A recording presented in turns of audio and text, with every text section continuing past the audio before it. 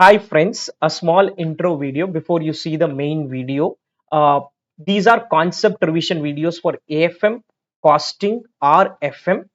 Objective is very simple. Learn concepts with limited amount of time.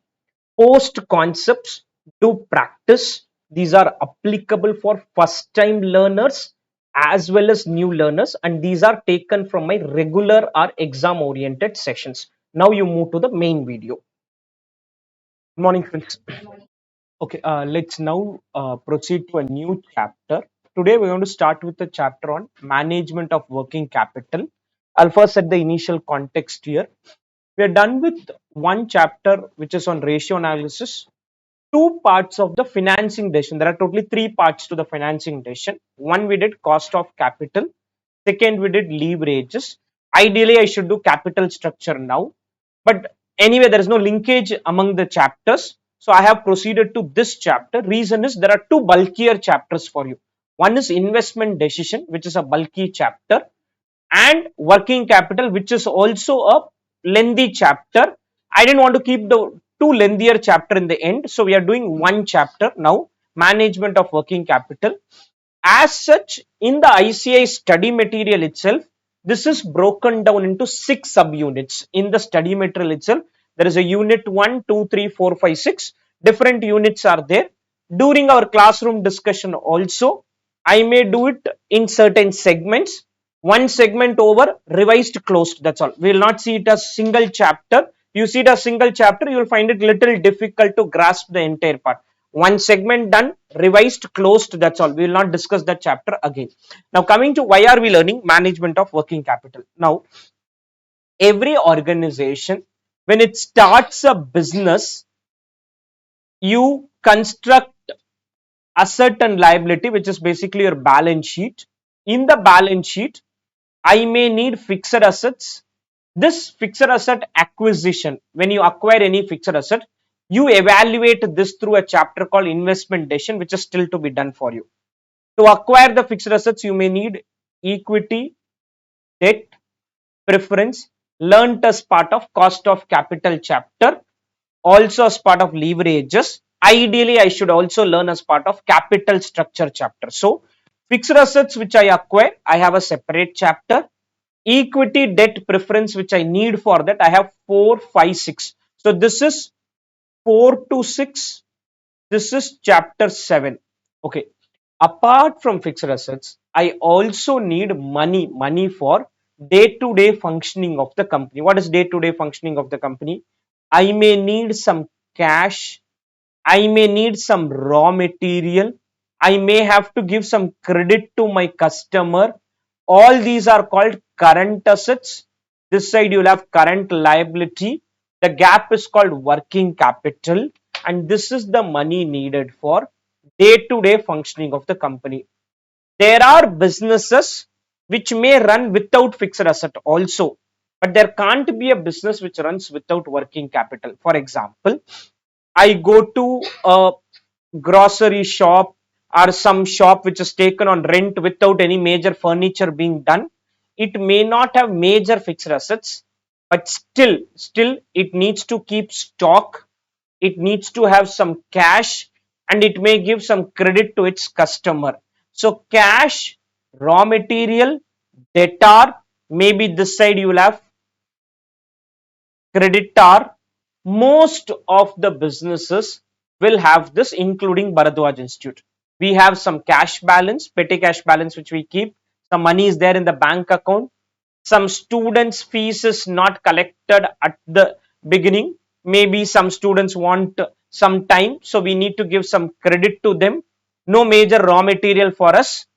Some creditor or outstanding expenses like salaries payable, expenses payable can be there. So any business you take into consideration, working capital is 100% needed. If our institute does not have cash balance, we do not have the ability to give credit to the customer. See, if you see there is a debtor, that is fees yet to be collected, against a debtor, something has to be there in the liability side. There is no asset in a company without a matching liability. The matching liability can be equity, my money also. It can be equity, but I need to have a matching liability. So, like fixed assets are acquired through equity, debt, and preference, I also need to acquire current assets, net of the current liability, using some suitable way. It can come from equity, it can come from debt, it can come from preference. Where does it come? How does it come? Chapter 4, chapter 5, chapter 6. In this chapter, we will understand how much cash do I need, how much raw material do I need, how much FG do I need, how much WIP will I need, how much debtors will I need, how much creditors will be there. What is the money needed is calculated here. Only what is the money needed. Where the money is coming from, go back to chapter 4, 5, 6. There you will understand. For example, a milk shop may need a working capital of 1 lakh. A big store like a Reliance Trend or something may need a working capital of 1 crore also. So what is the working capital needed to run a business? To run a business is learnt as part of this chapter. This is one segment. What is the working capital needed? Second segment is separately we focus more on cash management, specifically something called as a cash budget, which you could have learnt as part of maybe your 11th, 12th, somewhere you would have learned something around that, something on raw material management, something on debtors management, something on creditors management. These are chapter 2, 3, 4, 5. 2, 3, 4, 5. In my classroom discussion, I don't have all these chapters specifically. I have something else. We'll understand as we proceed. And a small segment on, you have understood working capital is so much. How much loan will the bank give against it? Only the bank loan. Only the bank loan is a small segment. This is the broader context of the chapter. Here we are going to learn why does an organization need working capital? Where is the working capital going to blocked? Is it going to be blocked in cash? Is it going to be blocked in raw material? Is it going to be blocked in debtors? Is it going to be blocked in something else? How much creditors can be there? How much outstanding expenses can be there? Net working capital we find. Working capital is current asset minus current liability. After finding the working capital, I will have to take this money from somewhere. What is somewhere? Could be equity, could be debt, could be preference, or could be anything else also. This is the broad context of the chapter. Now in the context, let's now proceed with one discussion. First is, what is working capital? As the name indicates, this is the money needed for day-to-day working of the company. Day-to-day working of the company.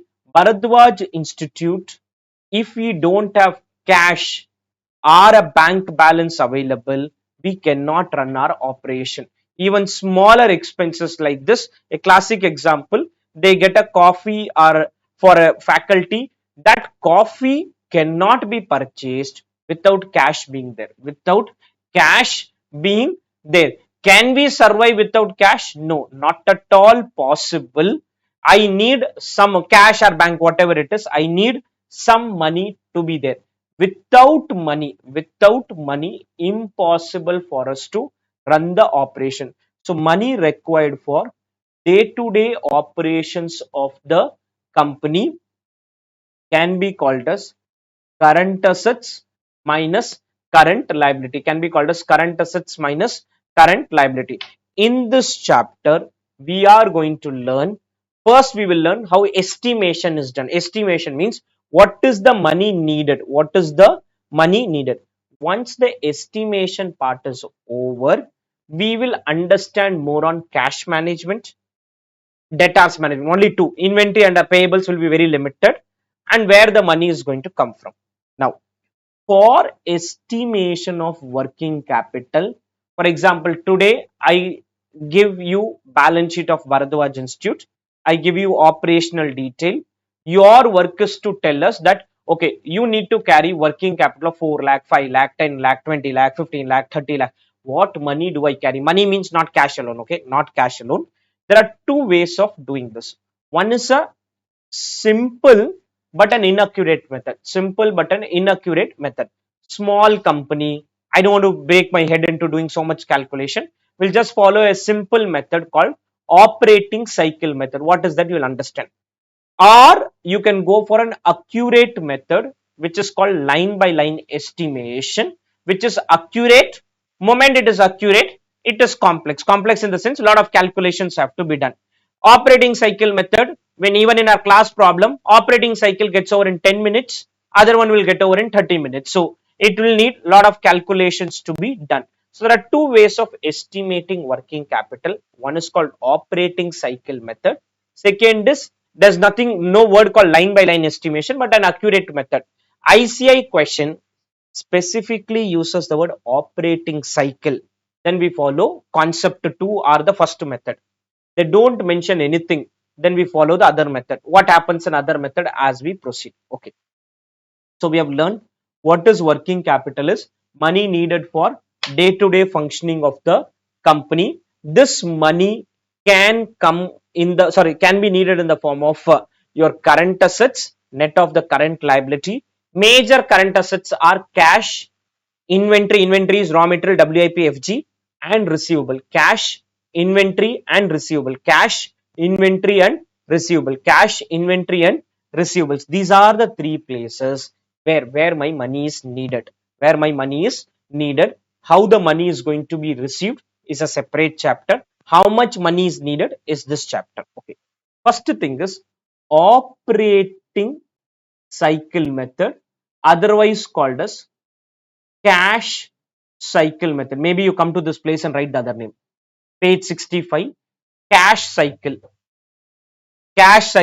cash conversion cycle, cash conversion cycle.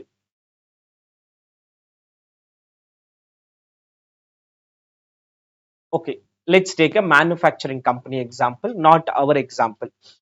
I started a business with 10 lakh cash. Okay, I started a business with 10 lakh cash. Every organization wants this cash to go through a process by which this 10 may become 11. It will become 10, may become 11, but it has to go through a process. What is the process? Cash purchased with the cash, buy raw material.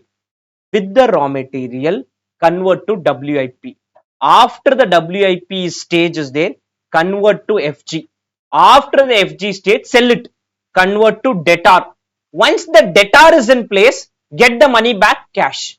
You start with 10 lakh of cash, raw material, WIP, FG, debtors, back to cash, may become 11, may become 11, may become 11, or may continue, may become 10, 50, whatever. The balance is profit. So this cycle may take very long time, may take a very short time also. What is longer time? I had cash. With the cash, I did not buy the raw material immediately. I took some time. So I took 10 days and then I purchased the I purchased immediately. Let's keep raw material I purchased. After purchasing, 20 days it took me to consume the raw material. I did not consume it immediately. In the WIP, it is there for 30 days. WIP means process is going on. In the manufacturing process, it is taking 30 days. FG, inventory is in place. Sales immediately is not happening. Another 30 days gone. After that, customer is not paying the money. He is taking 50 days. So 20 plus 30, 50 plus 30, 80 plus 50, 130. It has taken me 130 days for converting the cash back into cash. Some adjustment is there in this, that and all I'll explain.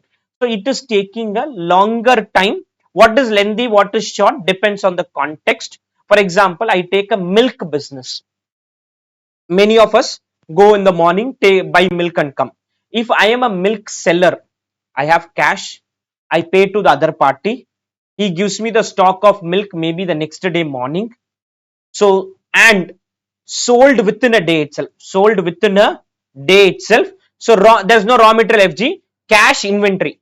Inventory stays only for one day. Inventory stays only for one day. Mostly no debtor. Mostly no debtor. So for a milk guy, one day before he gives 10,000, next day itself it can become 11,000. In one day, it can become 11,000 for him. His cycle conversion is only one day.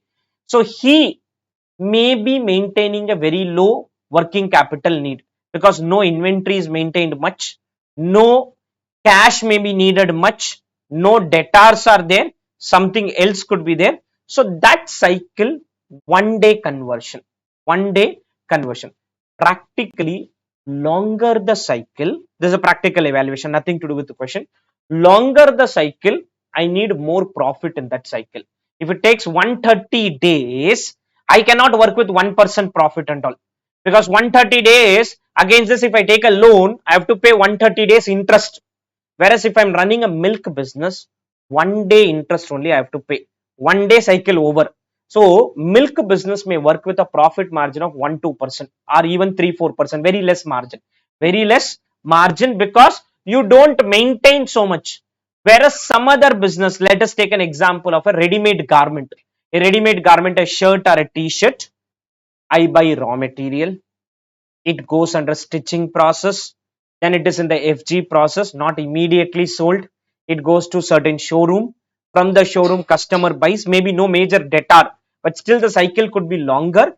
Those guys could be making 30-40% profit. They may be making more profit, and a milk guy may be making lesser profit. Any doubts on this? So what we are trying to understand is how long is the cycle. Once you understand that, logic is very simple. 365 days, I spend 30 lakh rupees. Let's assume 365 days, I spend 30 lakh rupees. If my cycle is 180 days, I may need working capital half of 30 lakh. I may need working capital as half of 30 lakh. 6 months, let's take 6 months, not 180 day. 6 month working capital cycle. 1 year you spend 30 lakh. If you are spending 30 lakh in a year, for the first 6 months, day 1 money blocked. Money will get released on day 181. Day 1. So 180 days you need something. 180 days you need some funding. After that it is a continuous cycle. Day 1 money is blocked. It is released on July 1, Jan 1 blocked. Jan 2 again something. It's a continuous cycle. It's a continuous cycle. So annual operating cost 30 lakh into 180 by 365. 185 by 365 or 6 by 12. This is the working capital needed. It's very simple method. Working capital needed is equal to what? Annual operating cost. Annual operating cost. Annual operating cost will tell us how much money is needed for 1 full year. 1 full year, that money needed into the operating cycle in days can be 130. Milk guy, in a year, he does so many conversion. So 30 lakh expense, but working capital is 1 by 365. 1 by 365. So he can run his business even with 10,000 rupees. Maybe with even 10,000 rupees, he can run the business.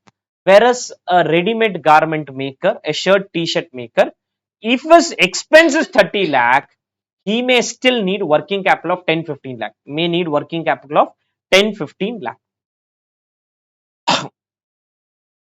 How is operating cycle calculated? Raw material days, WIP days, FG days, debtor days minus creditor days. Why minus creditor day? I had cash, I got the raw material. Raw material stuck for 20 days, understood. But I did not pay the cash itself. I did not pay the cash itself. My cycle starts from Jan 1. By July 1, debtor will give me the money. By July 1 only, debtor will give me the money. But what will happen is, I do not pay my supplier immediately. So next time money will not be stuck on July 1. Next time money will be stuck. Money will be stuck from July 31. So my next cycle is July 31 to December 31. Not July 1 to December 31. Not July 1. Not July 1 to December 31. Or the better, July 1 money comes. May 31 itself I do the purchase. May 31 itself I do the purchase. May 31 to November 30 the conversion will happen. But my cash is not blocked on May 1. My cash is blocked only on July 1 because I don't pay my supplier immediately. I don't pay. What is cash conversion cycle? Time from cash blocked to the cash blocked. When is the cash blocked? The moment you pay for the raw material. The moment you pay for the raw material. So sometimes I may get a good credit. I may get a good credit. So here raw material days, WIP days, FG days, debtor days minus what? creditor days minus creditor days. How is it calculated in some time? Okay, raw material days, WIP days, FG days, debtor days minus creditor days. This is the money blocked. Any doubts on this? Okay, see, my cycle starts from Jan 1. This is the start of the year. Okay, first time I start a company, Jan 1 cash is blocked. Money is released on July 1. Okay, so first time it took 6 months. Ignore the first time. May 31, I don't have money. I don't have money, but still I buy the raw material. Still I buy the raw material on which date? May 31 itself I buy the raw material. Cycle will start from here. Raw material is blocked till June 30. Okay, then it is WIP, then it is FG, then it is debtor, then it is whatever it is. Okay, this money I collect on November 30. I collect on November, May 31 blocked. November 30 the money is 6 months. It is taking 6 months. But the only good part is I don't pay money on May 31. I pay my supplier only on June 30. I pay my supplier only on June 30. So what is cash cycle?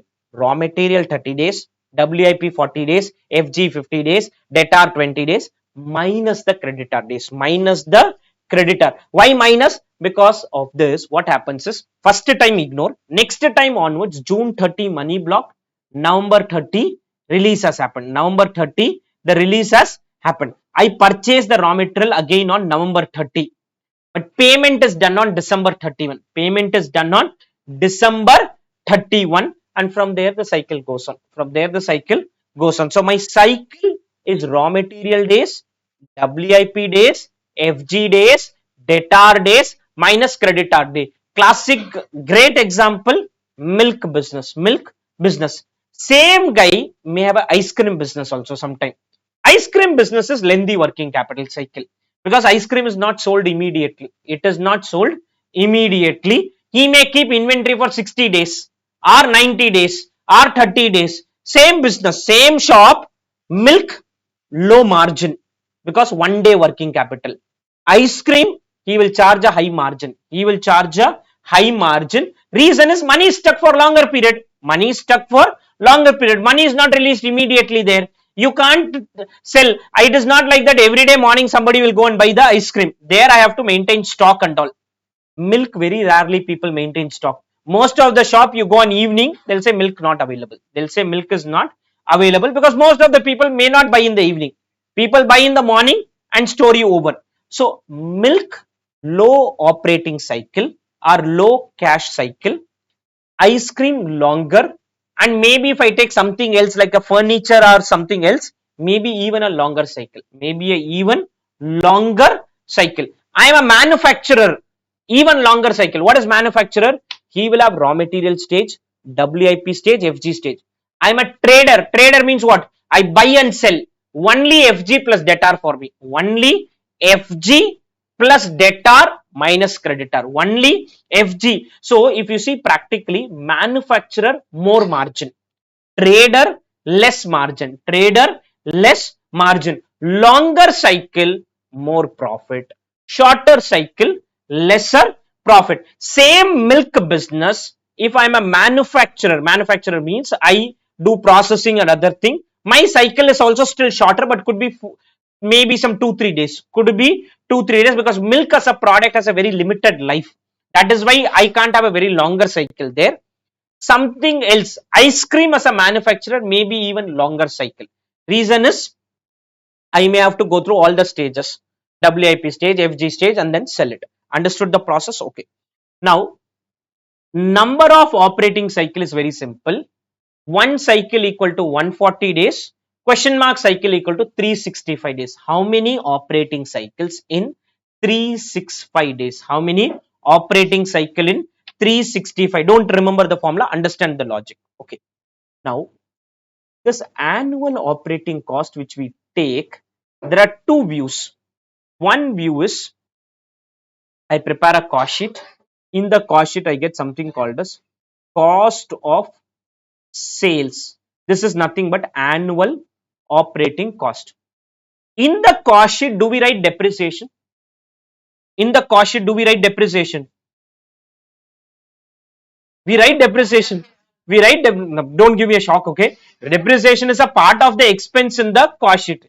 Part of the expense in the cost sheet. So depreciation is considered as part of the cost. Do we pay any cash for depreciation? No. So there are two views by different people. One view is that in the annual operating cost, include items like depreciation and estimate working capital. Other views don't consider item like depreciation and then estimate the working capital. Two views. One view say consider item like depreciation, which is called annual operating cost or total operating cost. Not consider. What is not consider? Cash operating cost. Cash operating cost. So when I say what is the cash blocked, ideal approach is this: cash cost approach. Cash cost approach. What is cash cost approach? In the annual operating cost, what is annual operating cost? Direct material, direct labor, direct expense, factory overheads. Ignore that GWC and all. Factory overheads, admin overheads, selling overheads. In these item, you may have depreciation in all. Factory overhead can have depreciation, administration overhead can have depreciation, selling overhead or even direct expense can have depreciation. So consider depreciation in the calculation total approach. Not only depreciation, if at all any other non-cash item is there, which like amortization or something else, consider all expenses, total approach, higher value, higher working capital needed. Logical approaches, cash cost approach. Which one do I follow? Question will tell. Okay, so there is a total approach and there is a cash cost approach. In this annual operating cost, you just write a slash and write cost of sales. This is nothing but cost of sales of the cost sheet. Cost of sales. Annual operating cost is nothing but cost of sales. Cost of sales. Clear? Able to understand this? So what we are doing, again I'll explain. I understand what is the money I spend in one full year. If my cycle is only 1 day, working capital is 1 by 365 of the annual expense. 1 by 365 of the annual expense. This is an inaccurate method. What is accurate method? Later, okay. 1 by 365 of what? Annual operating expenses. 1 by 365 of what? Annual operating expenses. Clear? Any doubts on this? Okay. Longer cycle, more working capital, shorter cycle. Okay. Now, how do I calculate raw material days, WIP days, FG days, debtor days, creditor days? Now, in the ratio analysis, can you tell me the formula for debtor days? We did there. Okay, 365 by debtor turnover ratio. Okay, tell me the formula for debtor turnover ratio. Not 360, debtor turnover ratio formula alone, tell me. Credit sales by average receivable. Credit sale by average. I'll inverse this, okay? Average receivable by credit sale into 365 is debtor days. Average receivable by credit sales into 365. Creditor days, average payables. Average payables by credit purchases. Credit purchases can be 360 or 365. So, average debtor, credit sale, average creditor, credit sale, average raw material, average WIP, average FG.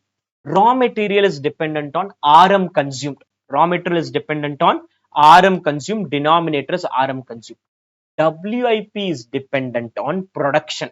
So denominator is cost of production. FG, when we did inventory turnover ratio, what is the formula for inventory turnover ratio? COGS by average stock inverse. Average stock by COGS into 365. Average stock by COGS. In some question, if info gap is there, COP, COGS, COS all are same.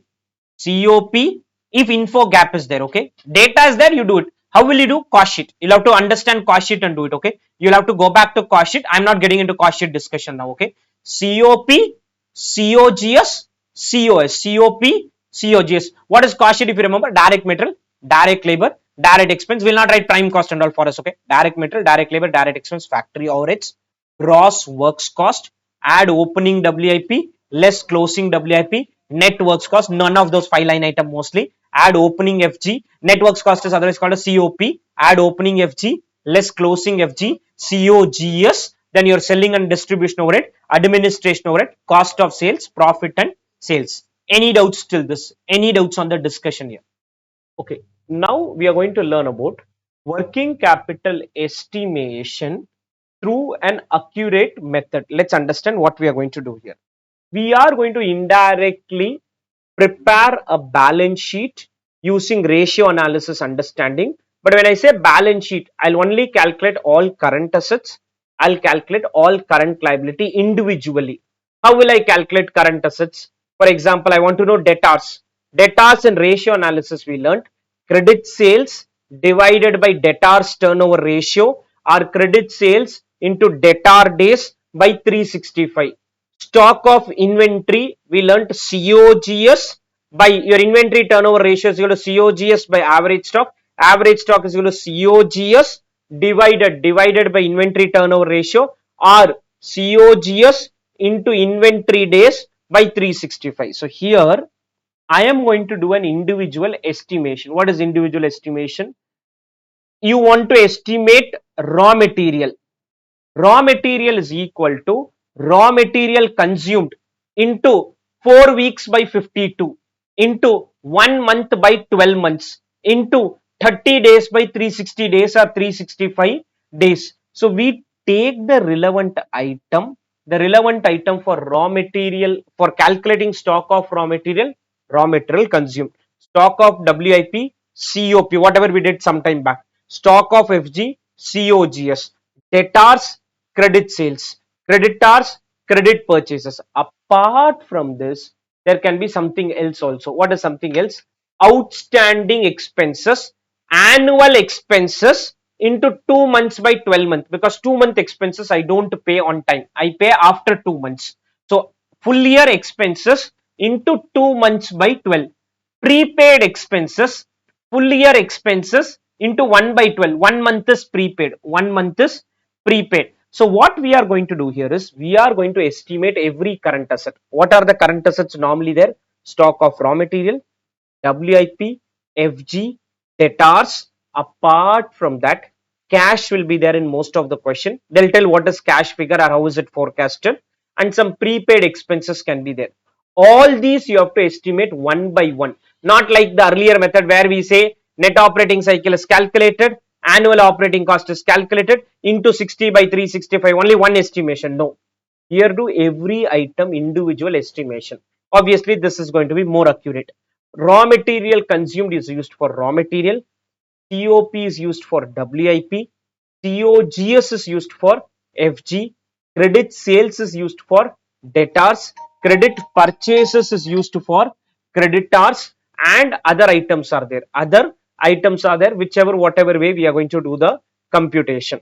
So raw material consumed, COP, COGS, credit sales, credit purchases, and other items. This is what we are going to do. How are we going to calculate? All current assets minus all current liability. All current assets minus all current liability, that is equal to working capital requirement. If a question says estimate working capital and they don't use the word net operating cycle, don't use the word net operating cycle, we have to do this.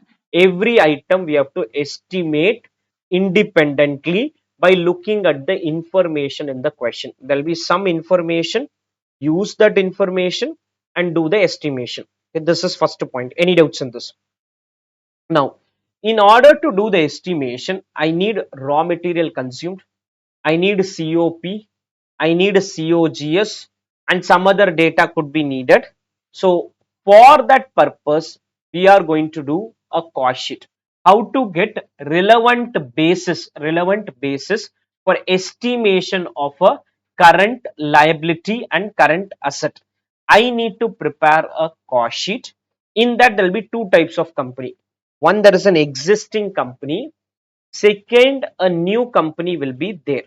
Now, where is the subtle difference? Subtle difference is, if you are an existing company, unless provided otherwise, opening raw material is assumed as same as closing raw material. Opening WIP assumed as same as closing WIP. What happens because of this? For example, first item, direct material. What we do in cost sheet? Opening stock, add purchases, less closing stock. Not writing opening stock, not writing closing stock, both are same. Both are same means it will knock off each other.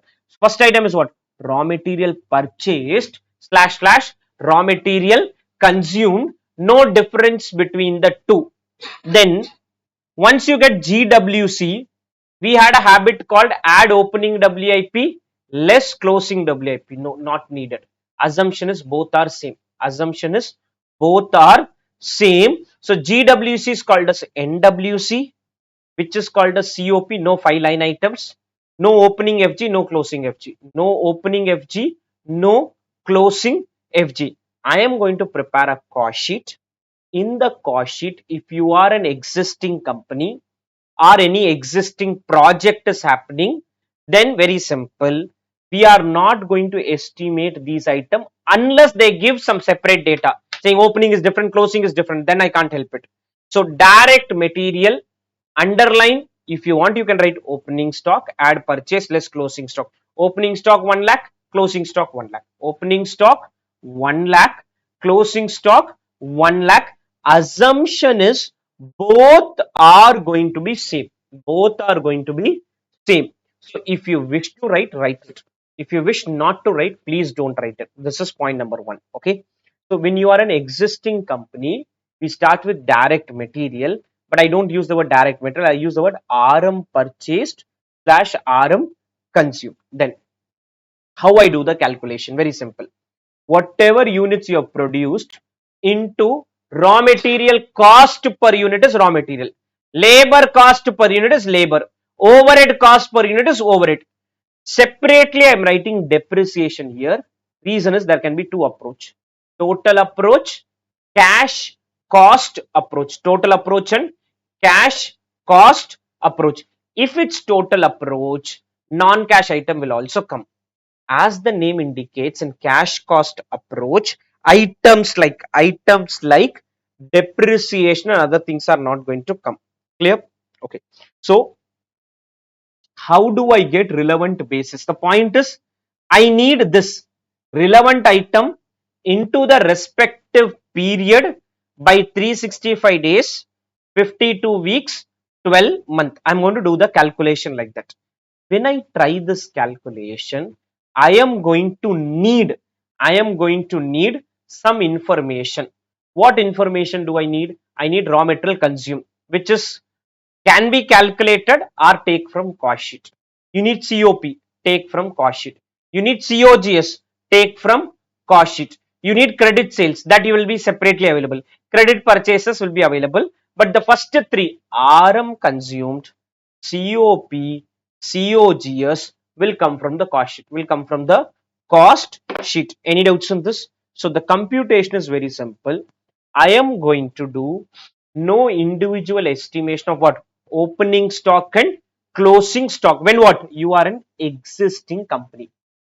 If you are a new company, unfortunately, I can't say opening and closing is same. I can't say opening and closing is same. Opening and closing same story will not work.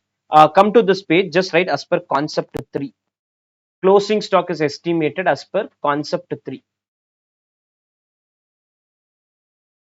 Concept 3.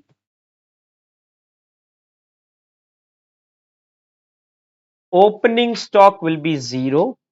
Closing stock to be estimated as per concept 3 and my cost sheet is little longer. Longer is what?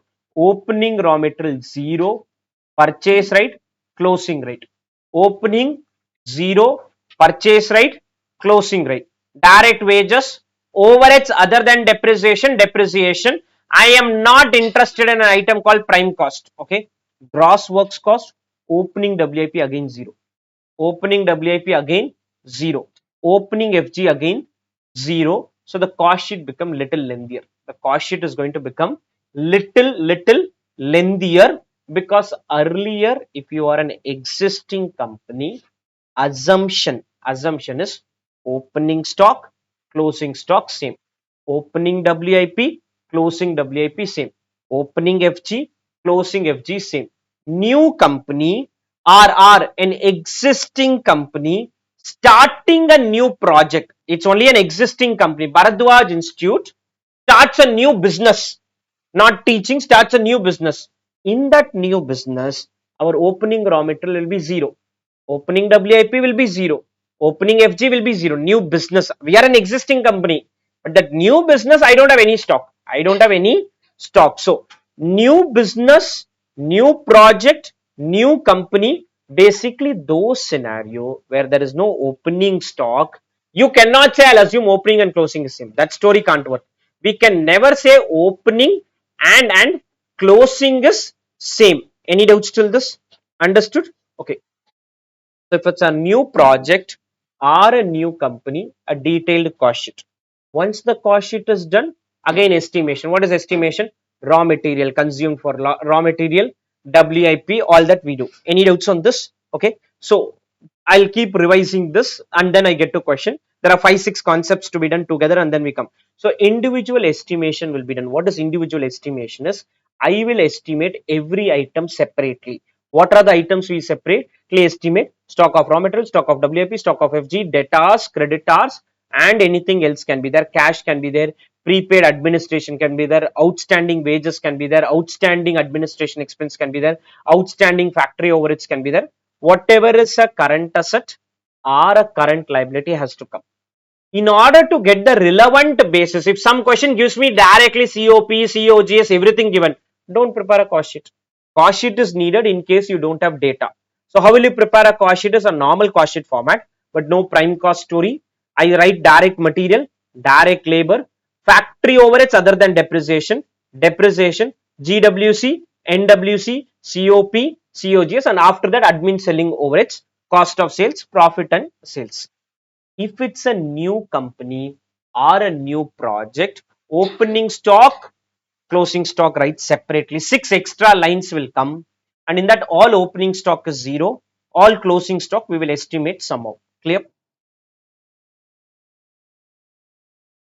Now for doing estimation, you have two options.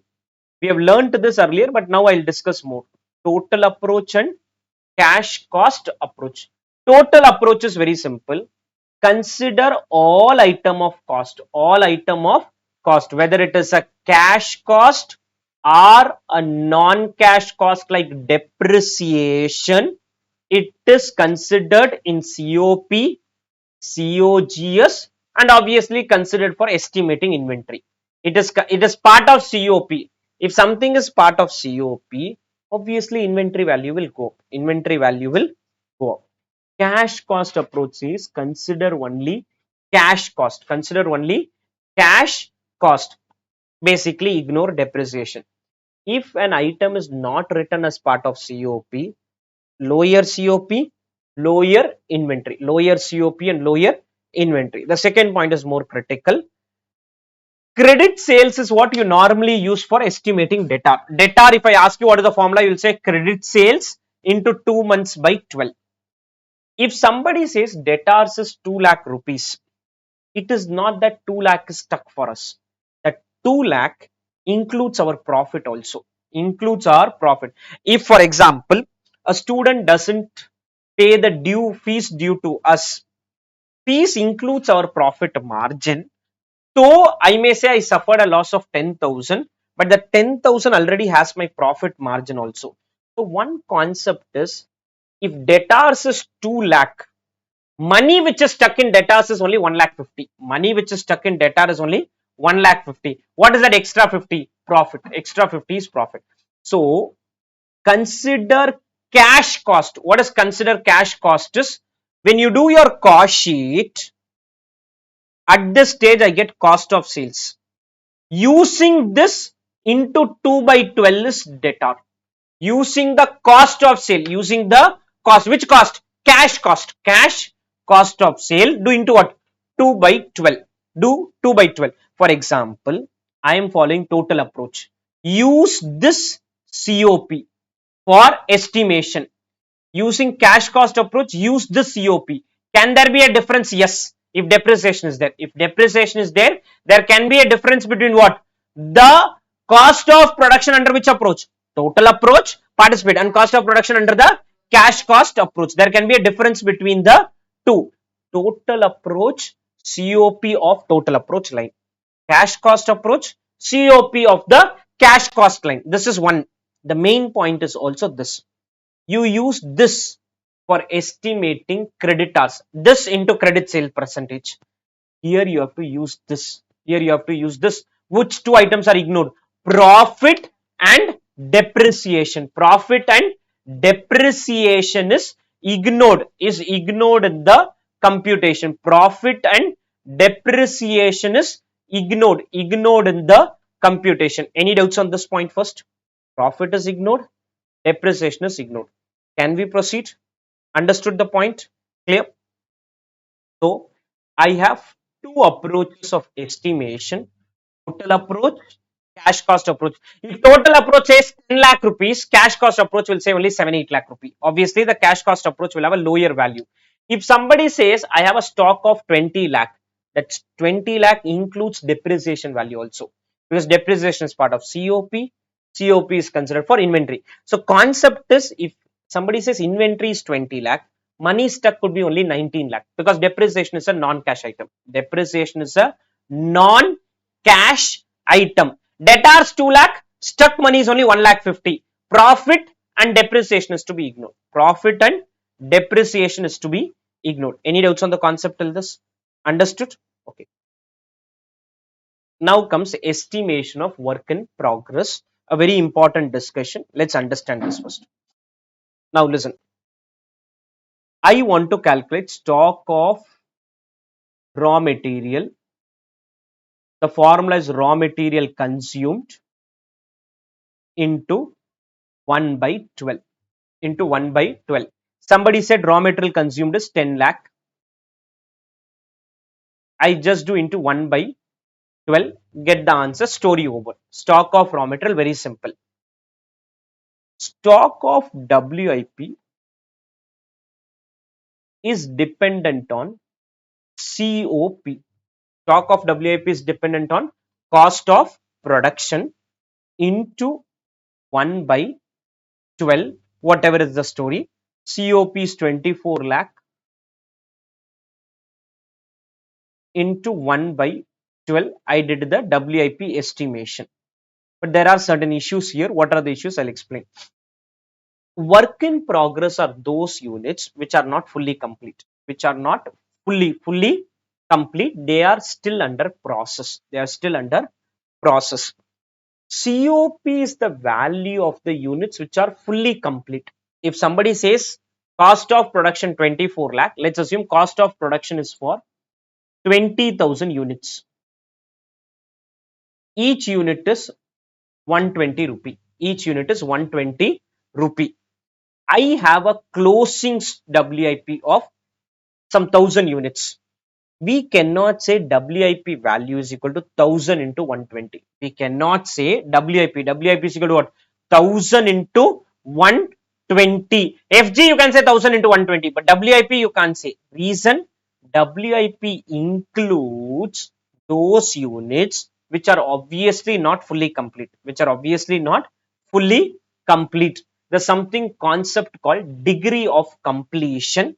Ideally, maybe I should have touched this after doing an area called process costing. But anyway, that you learn there.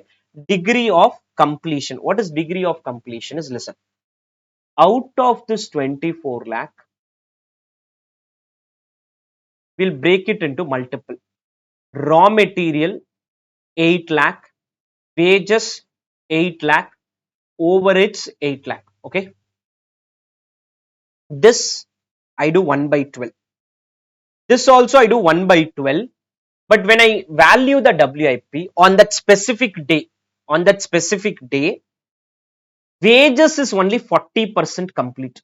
The work related to wages is only 40% complete. See, what is WIP? WIP are those units where 100% work is not complete with respect to 3 items. If all are 100% complete, it's FG. Raw material full amount spent. Labor only 40% work is done. Overheads 70% work is done. Overheads 70% work is done. Moment you spend another 60% wages, another 30% overheads, it became a finished product. It became a finished product. For WIP estimation, I need to know what is the degree of completion. I need to know what is the degree of completion. The COP number will be broken down into 3, 2, 4, 5 depending on data. Normally 2 only. Raw material cost, other cost. Raw material cost and other cost, but question can tell differently also. So whatever COP is there, break the cost into multiple. What will be the multiple part? Direct material expense, direct labor expense, overhead expense. Take the material expense into 1 by 12. Labor expense into 1 by 12. Overhead expense into 1 by 12. But along with that, add another element called what? Degree of completion. Add another element called what? Degree of completion. I'll repeat again. On the last day, see, I start my manufacturing. Some units start on March 1. They on the last day reach this stage. If they reach this stage, it is fully complete. March 2, I start some units. They have reached this stage. So on an average on this day, on an average, okay, degree of completion is raw material 80% complete for all the units put together, labor 40% complete, overhead 20% complete. Some degree of completion I take. Once I take that degree of completion, raw material cost into the period into 80%, labor cost into the period 60%, overhead cost into the period 20%, raw material WIP FG, raw material WIP and FG. So stock of WIP is equal to COP into production period by 365 or production period by 12 months or production period. Above formula will work only if all costs are fully incurred, for work in progress. WIP is not 100% complete. You say 100% complete, then it's not WIP. If it's 100% complete, then it's not WIP.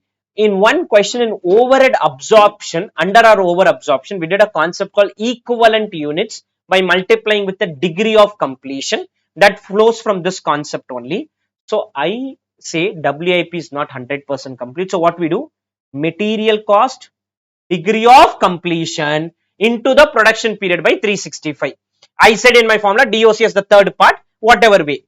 Other cost, production period by 365 into what? Degree of completion. Should it be material and other costs separate? No, it can be material, labor separate, overhead separate. If they have a different degree of completion. Material, different degree of completion. Labor, different degree of completion. Overheads, different degree of completion. If you have different degree of completion, follow differently. If you have everything same degree of completion, material, labor, overheads all same, no need to write separately. Just do one thing. Just do one item. Next comes the important point. What should be the degree of completion? I'll repeat the concept again. Stock of work in progress. Unfortunately, this is March 31. On March 31, if you have not incurred any expense, then it is stock of raw material. If you have incurred all expense, then it is stock of FG. No, nothing incurred, stock of raw material. Everything over, stock of FG. Some over, some not over, you are stuck in between. You are stuck in between. When you are stuck in between, when you are stuck in between, you have to estimate WIP. WIP formula is very clear. COP into production period by 52 weeks, 12 months, 365, all that story remains same.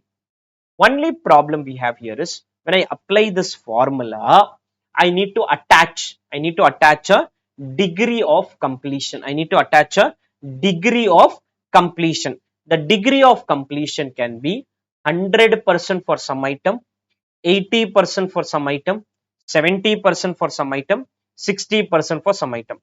If problem is silent, this is our rule. 100% for material, 50% for others. This is the rule. Why this rule also I'll explain. 100% for material, 50% for others if problem is silent. Problem may mention everything 50. Please follow everything 50. Problem may say everything 40. Follow everything 40. Problem may say material 80, labor 60, overheads 40. Follow whatever question says. Follow. Important point is adding degree of completion in the formula. Adding what? Degree of completion in the formula. Adding degree of completion in the formula. Adding degree of completion in the formula. Any doubts in this? Got clarity? Can we proceed? Understood the concept till this? Okay. Now comes what is the degree of completion? Listen, we are on March 1. March 31 is my inventory valuation. I start something here. Most of the time in the practical world, whenever you start, you have to insert entire raw material into the process. Entire raw material into the process. So on day 1, 100% raw material cost is incurred. On day 1 itself, full raw material cost is incurred. Then what happens? Slowly you incur labor. You keep going forward like this. You reach a stage this, and then maybe on some other day it gets completed. You reach a stage and on some other day it gets completed. March 2 also you start something. March 2, 100% material done. 100% material done. Labor, slowly you move forward, and maybe on some other day it gets completed. March 3, March 4, March 5. On this day, some of the units could be 80% complete, some could be 70% complete, some could be 60% complete, some could be 10% complete, some could be 99% complete. They said, I don't want so much headache. Just take average. What is averages? Some are closer to 100, some are closer to 0. Some are closer to 100, some are closer to 0. 100 plus 0 by 2, 50%. 100 plus 0 by 2, 50% if problem is silent. Problem mentions something else, please follow that. I'm explaining again. Most of the time, if I am doing any work, raw material cost could be fully incurred and labor and overheads will be incurred on daily basis. The raw material is 100% complete. Labor, some units 99%, nothing is 100. 100 means it's fully complete. Some are 99, some are, so some units 1%, some units 99, 1 plus 99. Some units 2%, some units 98%, some 10%, some 90%, some 20%, some 80%. So on an average 50. On an average 50. Any doubts in this? I'll repeat the concept again. When I do my work in progress, work in progress depend on what? Participate. Work in progress depend on COP.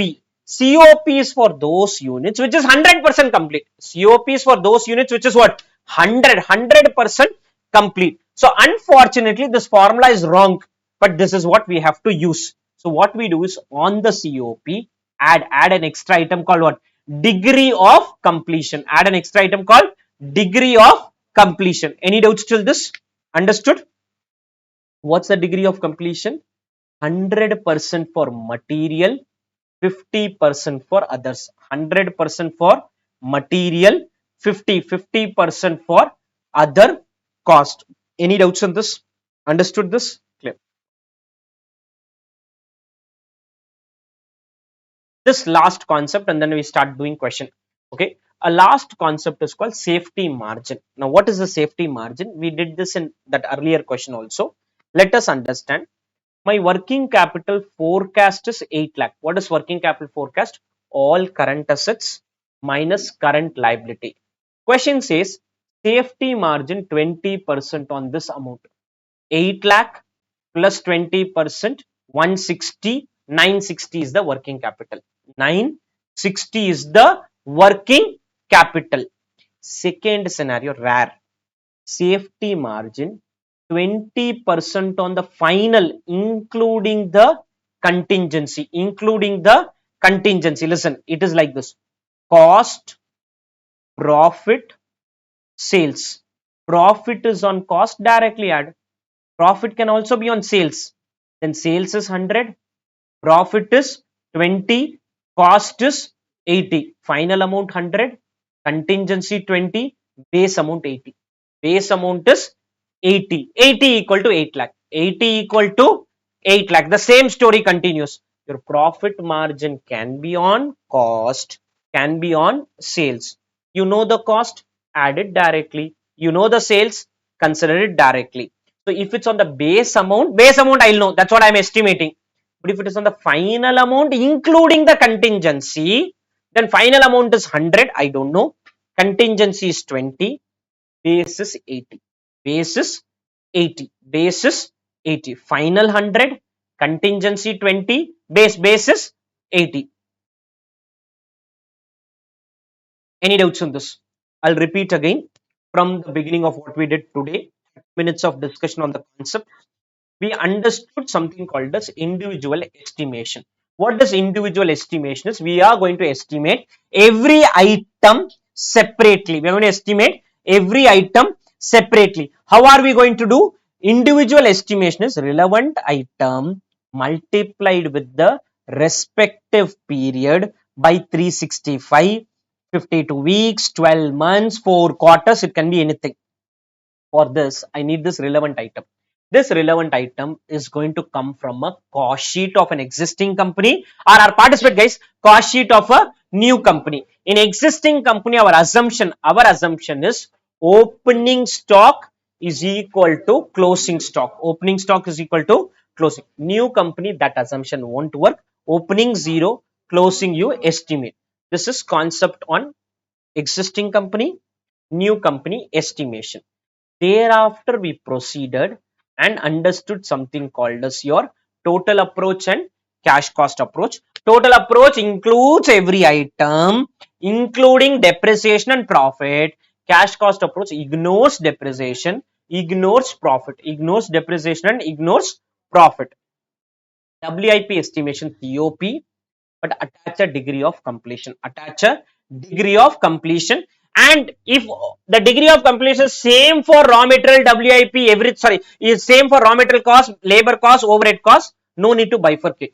Otherwise, you may have to bifurcate into 2 parts, 3 parts, 4 parts, 5 parts, 6 parts, whatever can happen. One question, they broke it into 3-4 parts, okay? Because they gave different degree of completion.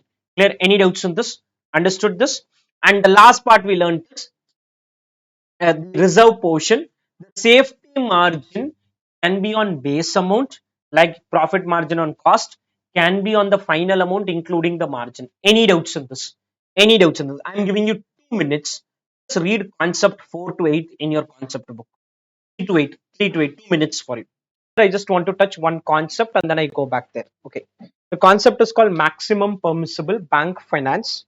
This in your institute study material is a separate concept. When I say separate concept, it is separate unit. 6 units are there. One of the unit is this MPBF calculation. What is maximum permissible bank finances?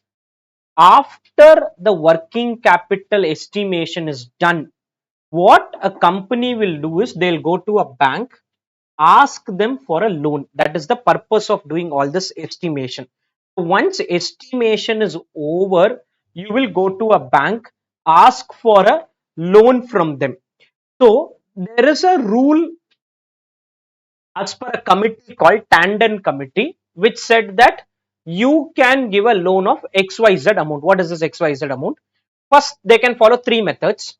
Method 1 says you give 75% of current assets minus 75% of current liability. For example, if current asset is 25 lakh, current liability is 10 lakh, you can do 25 minus 10 and then do 75% of that. 25 minus 10, which is 15 lakh, and do 75% of that. 75% of current asset minus 75% of current liability. This is one method banks may follow.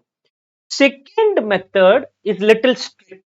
Strict is I'll give only 75%. Why 75? Why not 80, 85? 75 is a norm which they had fixed, saying that 25 company has to bring on their own. 75 will come in the form of a loan.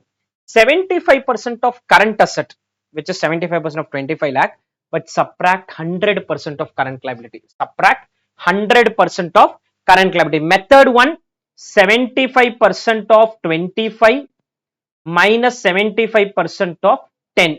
Second method, 75% of 25, 100% of 10 is to be subtracted, which obviously when you subtract, you will get a lower amount. You will end up getting a lower amount. 75% of 25, 75% of 10, 75% of 25, 100% of whatever question we have done till now. In all those questions, I could have calculated MPBF. MPBF is maximum permissible bank finance. 75% of current assets minus 75% of current liability, 75% of current asset minus 100% of current liability. Third is, in the current asset, we'll have current asset two types: core current asset, non-core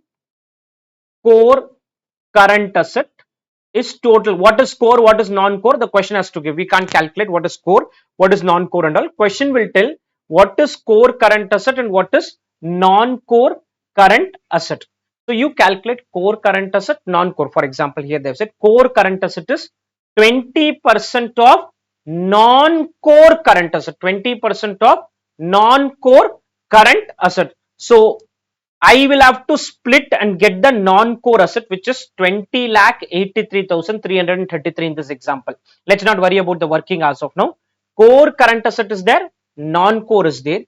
In this bank will give 75%. In this bank will give 75% and subtract what? 100% of current liability. Obviously, this method will give the lowest loan to a company. Lowest loan. First method, 25, 75%, 75% of 10. Can you do the calculation? Tell me. 75 of 25, 75 of 10.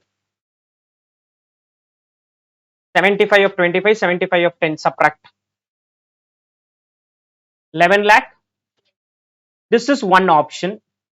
Bank can follow according to their wish. Second option is 75 of 25, but deduct 100% of 10. 8 lakh. And third option is 75% of 20 lakh 83. 75% of 20 lakh 83. Not even 25 lakh. Not even 25 lakh. 20 lakh 83. And deduct what? 100% of current liability and give a loan of only 562,500. Give a loan of only 562,500. Different method has different rules. Three options are there. All the three are giving different answer. One option, 75% of current asset minus 75% of current liability. Second method, 75% of current asset minus what? 100% of current liability. Third method is what? 75% of non-core current asset minus 100% of current liability. Any doubts on this? The question may ask you to compute MPBF, maximum permissible bank finance. We'll have to do all the three. Sometimes they'll say do method 1, method 2 or whichever method. Method 1 is the lenient one. Method 2 is a moderate one. Method 3 is the extremely strict one. Any doubts on this? Every question method 1, method 2 I can do. Method 3, if I have to do, you have to tell me what is core current asset, what is non-core current asset. Without knowing the breakup, I can't calculate. I can't say this is core, this is non-core. Okay. Question will have information. Practically, we'll analyze and find it. But you have to tell me what is core current asset value, what is non-core current asset value. The concept says core current asset company has to bring on their own. So for that, no loan will come. Loan will only come for non-core current asset. This is what the concept is saying. Any doubts on this? 75% of current asset minus 75% of current liability. 75% of current asset minus 100% of current liability. 75% of non-core current asset minus 100% of current liability. Clear? Any doubts on this? Can we proceed? Understood till this? Now we move to the next concept, which is on an area called optimum cash balance, or we are going to discuss about now cash management, the second segment of the chapter. So ICAI in its material has classified the chapter into one is estimation, cash, debtors, inventory, payables are four subsegments separately. In that we are now discussing the cash management part. Now what is cash management part here is, first thing I need to understand how much cash should an organization maintain. For example, Bharadwaj Institute does maintain some cash for the day-to-day expenses. Some expenses keep coming in. If I maintain a very high cash, see at home if you maintain a cash, or at Bharadwaj Institute if you maintain a cash, high cash maintenance leads to this opportunity cost due to maintenance of cash. When I keep cash, I don't earn anything on the cash. Cash can't give me any income and all. If the same money was kept in a fixed deposit, I would have earned some interest. If I kept it in some mutual funds, I would have earned some income. But cash cannot give me any income. Cash or current account cannot give any income. So if you maintain a very high cash balance, this is the problem. If I maintain very low cash, there's another problem. Every 2 or 3 days, I have to tell one person from Bharadwaj Institute has to go to the bank, withdraw money and come back here. One, for going, coming back, there is an expense. Second, every time I withdraw, bank may charge me something. If I'm withdrawing from an ATM also, beyond a limit, they charge some 10 rupees, 20 rupees, 25 rupees. So there is a transfer cost which I have to incur to withdraw money from bank. It could be withdrawing from cash bank account, or if I've created some marketable securities, some short-term deposits, I break those deposits and take the money out. Anytime I take the money, I incur expense on it. I incur expense. Now, in a month, I need 15 lakh. Month I'm talking about, or year also you can do. If you keep 5 lakh at a time, then only 3 times my person will go to the bank and withdraw money and come. So I can save on the transfer cost. But the problem, the other side problem is, if I keep a very high cash, I lose income on 5 lakh. I lose income on 5 lakh. Transfer cost is like ordering cost of EOQ, and interest cost is like carrying cost of EOQ, and this tells me what is the optimum cash balance. 2 into annual demand for money. Annual demand for money. Annual cash requirement is annual demand for money into transfer cost per transfer into ordering cost per order divided by opportunity cost is carrying cost per rupee per annum. What is this? For example, 2 into I need 20 lakh. Every time I transfer, I incur 50 rupees, and carrying cost is 12%. 12% of what? 1 rupee. 12% of 1 rupee. 1 rupee here. Denominator is 0.12. In the calculator, do 2 into 20 lakh into 50 rupees divided by 0.12 under square root. How much you get?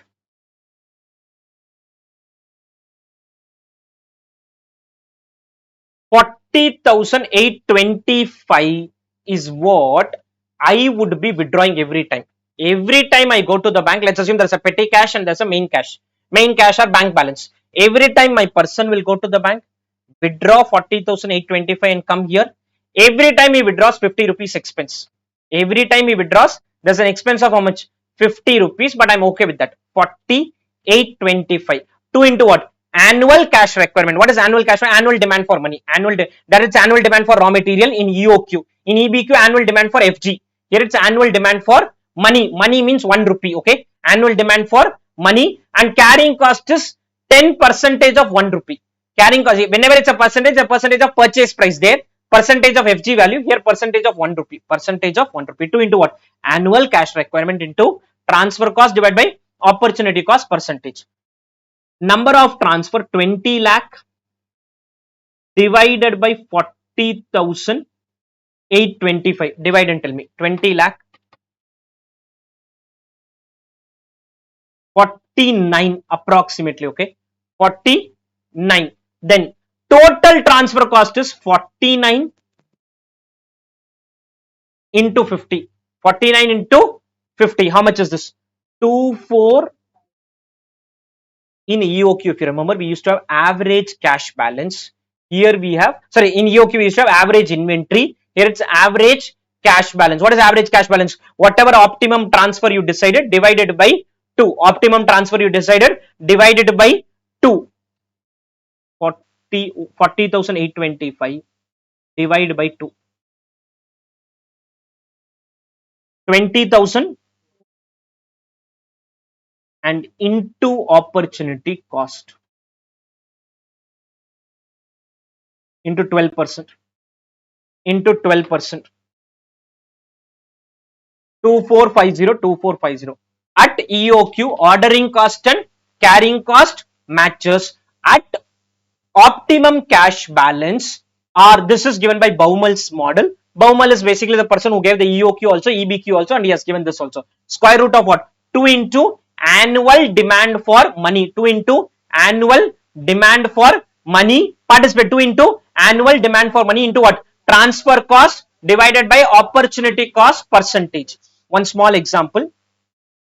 Sales is 84 lakh. Raw material consumed is 60% of sale. All other expenses 1740. Creditors are paid through net banking. Net banking means I don't need cash. Creditors are paid through what? Net banking. Net banking means I don't need cash. I don't need cash. And all other expenses are incurred in cash. So annual expenses 1740. Annual expenses 1740. Creditors are paid through what? Creditors are paid through net banking. All other expenses are paid. If creditors is also paid in cash, 84 lakh into 60% plus 17 lakh 40 is what? Annual demand for money. Then they said optimum cash balance is determined through which model? Baumal's model. Bank charges how much? 10 for each withdrawal. 10 for each withdrawal. 10 is called transfer cost per sorry, transfer cost per transfer. Opportunity cost is 15% of 1 rupee. 15% of 1 rupee. 15% of 1 rupee. Able to understand this? Okay. Coming to the next one. Quarterly cash outflow 9 lakh uniformly during the quarter. Plans to meet the demand for cash by periodically selling marketable security. Return of 12%. Transaction cost 60. How much is the average cash balance? I'll give you a minute. You do whatever you want to do. I'll then do it in the screen. 1 minute for you.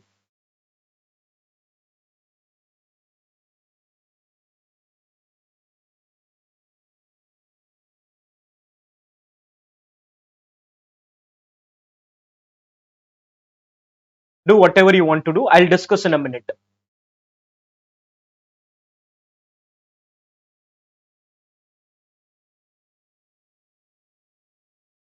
Two into what's annual demand?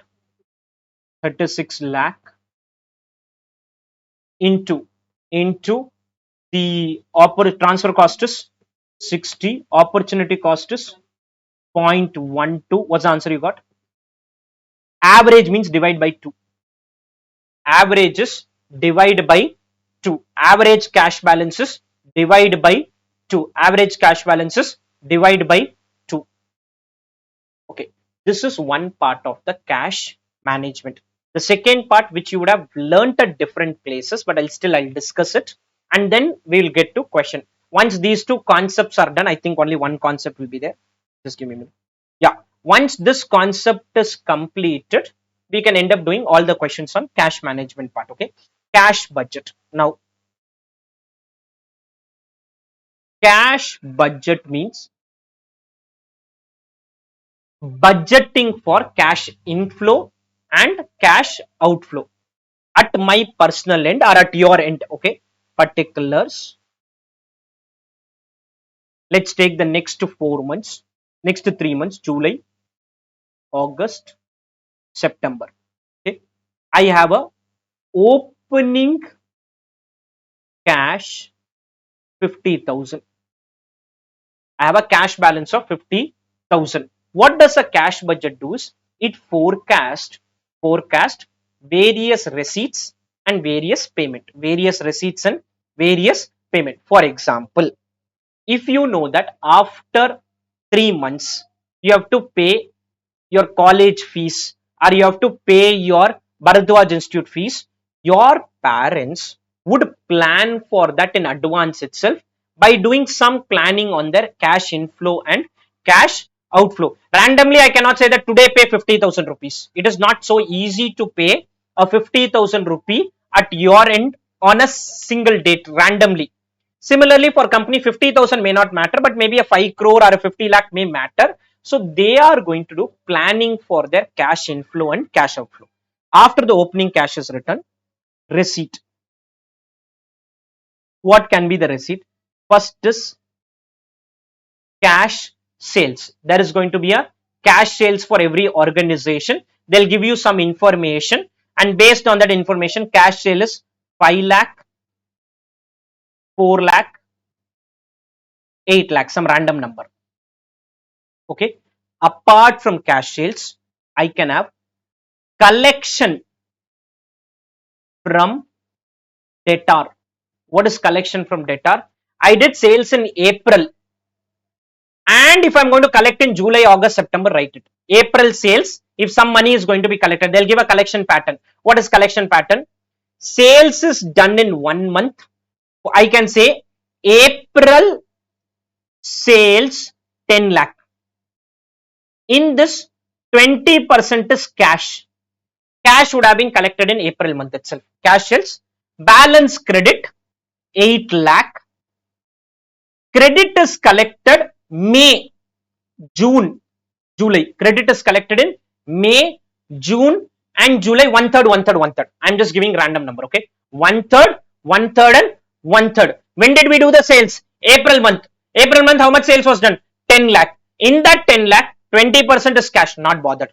Balance is credit. Credit, what is happening? 1/3, 1/3, 1/3. So out of this, April month, 1/3 of 8 lakh is collected in July. 1/3 of 8 lakh. 1/3 of 8 lakh is collected. Don't worry on the numbers. Understand the concept. Okay. 1/3 of 8 lakh. Then May month I did some sales. Cash sales, no problem. Balance credit sale 1/3 in June. Not my worry. 1/3 in July. 1/3 of 9 lakh in July. 1/3 of 9 lakh in August. 1/3 of 9 lakh in July. 1/3 of 9 lakh in August. You sold in May, something in June, not my worry. What is my worry is July, August, September. July, August and September. Understand the collection pattern. Understand the collection pattern and write what are you collecting.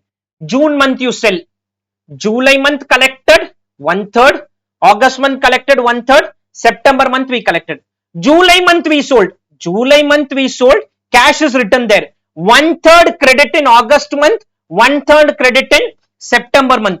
August month we sold. 1/3 returns. Cash sales is over. 1/3 credit. September month we sold only cash, no credit. No credit. Understand the collection pattern and keep writing the collection. Keep writing the collection figure. How is the collection done? All that you have to understand and write it. The question may say collection pattern in very unique ways. For example, we'll do questions later, but I'm just showing you those problems.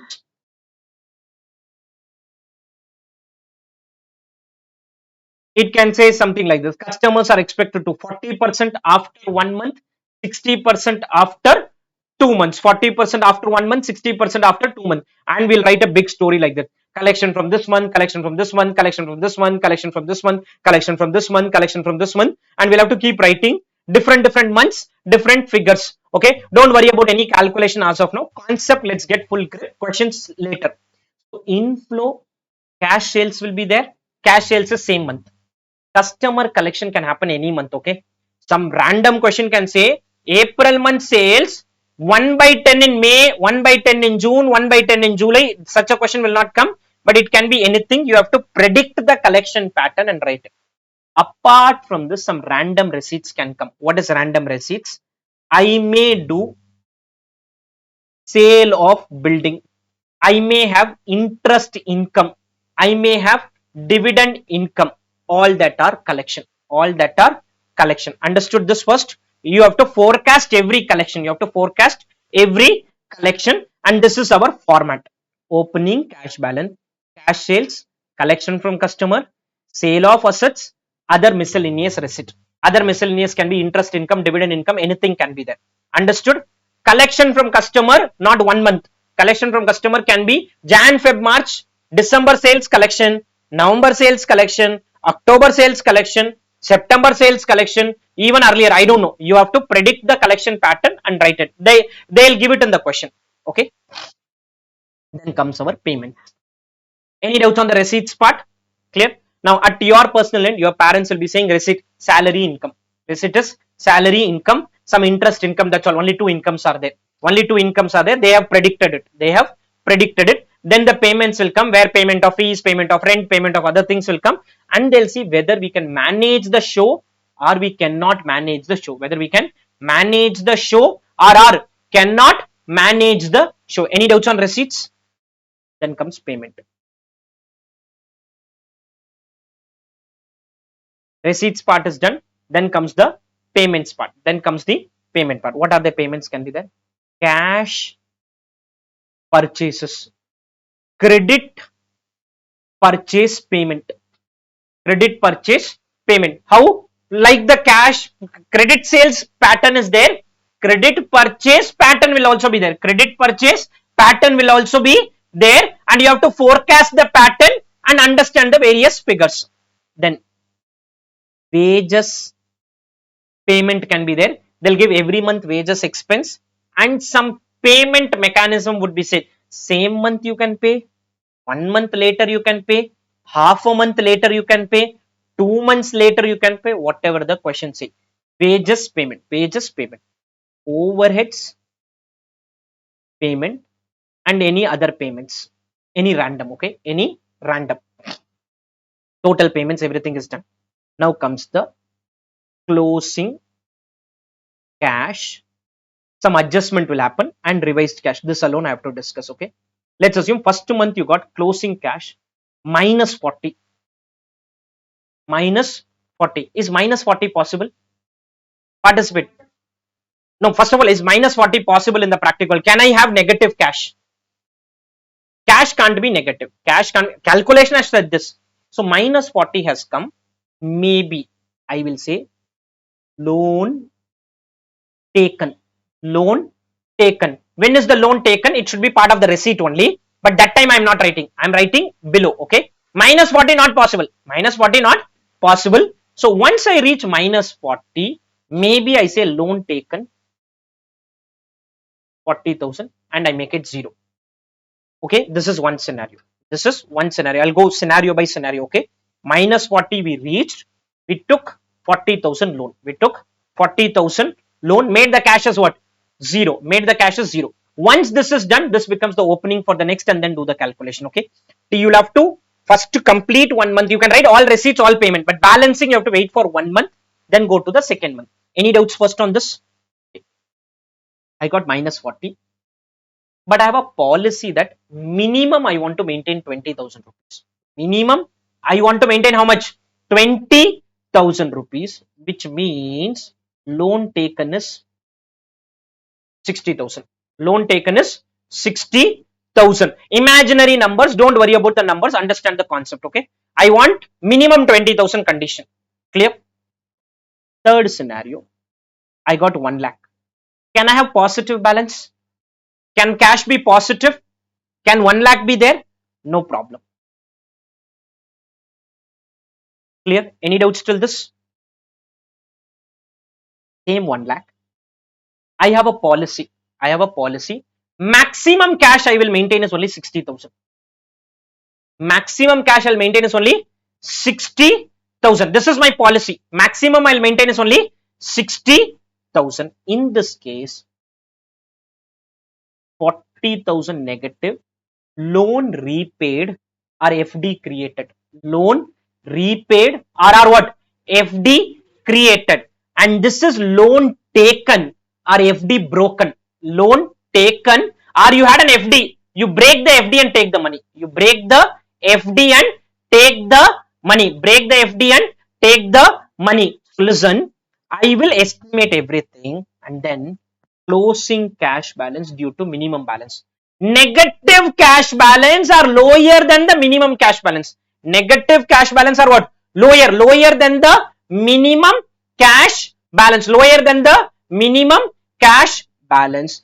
Take a new loan or redeem your FD. Take a new loan or what? Redeem your fixed deposit. Redeem your fixed deposit. Take a new loan or what? Redeem your fixed deposit. Closing cash higher than the maximum limit. Create a new FD or repay the loan. Create a new fixed deposit or repay the loan Clear? Any doubts on this? The biggest part is going to be how do you understand the pattern properly? How do you understand? I'll do one MCQ example and then we'll do the descriptive question. I'll repeat again. With this, the concept is over, story over. That's all. This is what I have to explain to you. Why I'm doing question? Because there are batches where I've not done cash management question itself. Reason is this is already learnt by you at few places. Maybe in your 11th, 12th, you could have seen cash budget. Maybe in foundation, you could have seen, but it is seen at few places. You have already seen something on cash budget, but still the questions at inter level are going to be little challenging. It's not going to be that easy. So we have a opening cash balance. We'll have cash sales. Collection pattern will be there. That will give you collection from customer. Other items miscellaneous if any data is there. Payments, cash purchase will be there. Payment to supplier and all will depend on the payment pattern. A small example. Sales 15,000, 20,000. Production 12,000, 16,000. Production is different, sales is different, which is possible. Purchase price of raw material is 50. Each unit of finished product what? Requires 2 kg of raw material which are purchased on credit the month before they are used in production. The month before they are used in production. Feb month production, listen. Jan purchase is equal to 12,000 into 2 kg into 50 rupees. Amount I don't want as of now, okay. Jan purchase is what? 12,000 units into what? 2 kg into 50 rupees. Feb purchase 16,000 into what? 2 kg into, clear? This you have to understand. Then they are saying suppliers of material are paid when? 1 month after purchase. 1 month after Jan purchase, Feb payment. Feb purchase, March payment. How much is the payment in which month? March. March is this payment.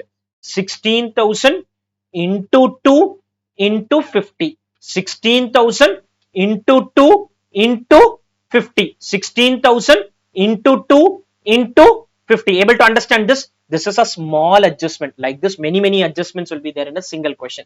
Able to understand this? Collection pattern you need to be clear. Payment pattern you need to be clear. Sales you need to be clear. Production you need to be clear. Purchase you need to be clear. All this clarity has to be there. Is there a doubt? Which one? They are saying no. Each unit of finished product required to which are purchased on credit in the month before they are used in production. Before. I produced it in February, purchase it in January, stock it in January so that you can manufacture it in February. Purchase 1 month prior, payment 1 month later. Any doubts on the example? Maybe one more example. Typically, the company collects 20% of its sales in the month of sale. 20% of its sales in the month of sale. Month of sale is indirectly mean cash sale, like cash sale. 70% in the subsequent month. 10% in the second month after the sales. All sales are credit sales. How much will be the debtor? I'm not asking collection now. How much will be the debtor in the month of March if the sales of the previous 3 months are as under? Okay, let's understand one by one. January month, when are we collecting? January month, 20% in January, 70% in February, 10% in March. Will there be any debtors in the month of March for the January month? March end. Fully collected. Feb month. How much we are collecting in Feb? 20%. How much we are collecting in March? What is uncollected? 10% of 1000, which is 100. 10% of 1000. March month. How much we are collecting in March? 20%. What is not collected? Clear? Okay, I'm not interested in this. Tell me what is the collection in March? Collection in March. January sales, how much you collected in March? Feb sales, how much you collected in March? March sales, how much you collected in March? March collection, you tell me. Let others try it. I'll wait for a minute, okay? Tell me the March collection. March collection. Everyone should try. Everyone should try. March collection I want. March collection is 10% of January sales, 70% of February sales. How much you said all put together? 890. Like this, you have multiple examples. These examples will give you the required grip to understand the concept. But I can't leave it at this stage. I have to do question, which we'll do in some time. Clear? Any doubts on this? Able to understand the concept? So this is what cash budget is all. Cash management is all about. Cash management. First thing you have to understand is optimum cash balance. Participate. What is the formula? Square root of 2 into annual demand for money into transaction cost per transfer divided by opportunity cost per rupee per annum. Per rupee is 1 rupee into the percentage. Okay. Once you get that, number of transfer is equal to what? Annual demand for money divided by optimum cash balance. Optimum cash balance. Average cash balance is equal to optimum cash balance divided by 2. Carrying cost or interest cost is equal to average cash balance into the interest percentage and number of transfers into transfer. Then we learned about something called as cash budget, which is going to forecast what? Inflow, outflow. In the forecast, understand very clearly cash sales, collection pattern, cash purchases, payment pattern, wages payment pattern, overage payment pattern, other miscellaneous things if at all they're in the question. Once you get the closing cash, there can be a loan or deposit adjustment. Loan is if you have shorter, lesser money, take a loan, redeem FD. If you have more money, repay the loan or create FD. Repay the loan or create FD. With this, this segment is over. Any doubts on this? Any doubts on this part? Okay, let's take a break now. Concept 12, liquidity versus profitability. Okay, any idea what is liquidity? What is the meaning of liquidity? Convertible into cash. So there is one concept of finance is that anything which is liquid in nature will have low profits. Anything which is illiquid in nature will have higher profits. For example, if I create a savings account, I can withdraw money anytime from the savings account. Savings account withdrawal is allowed anytime.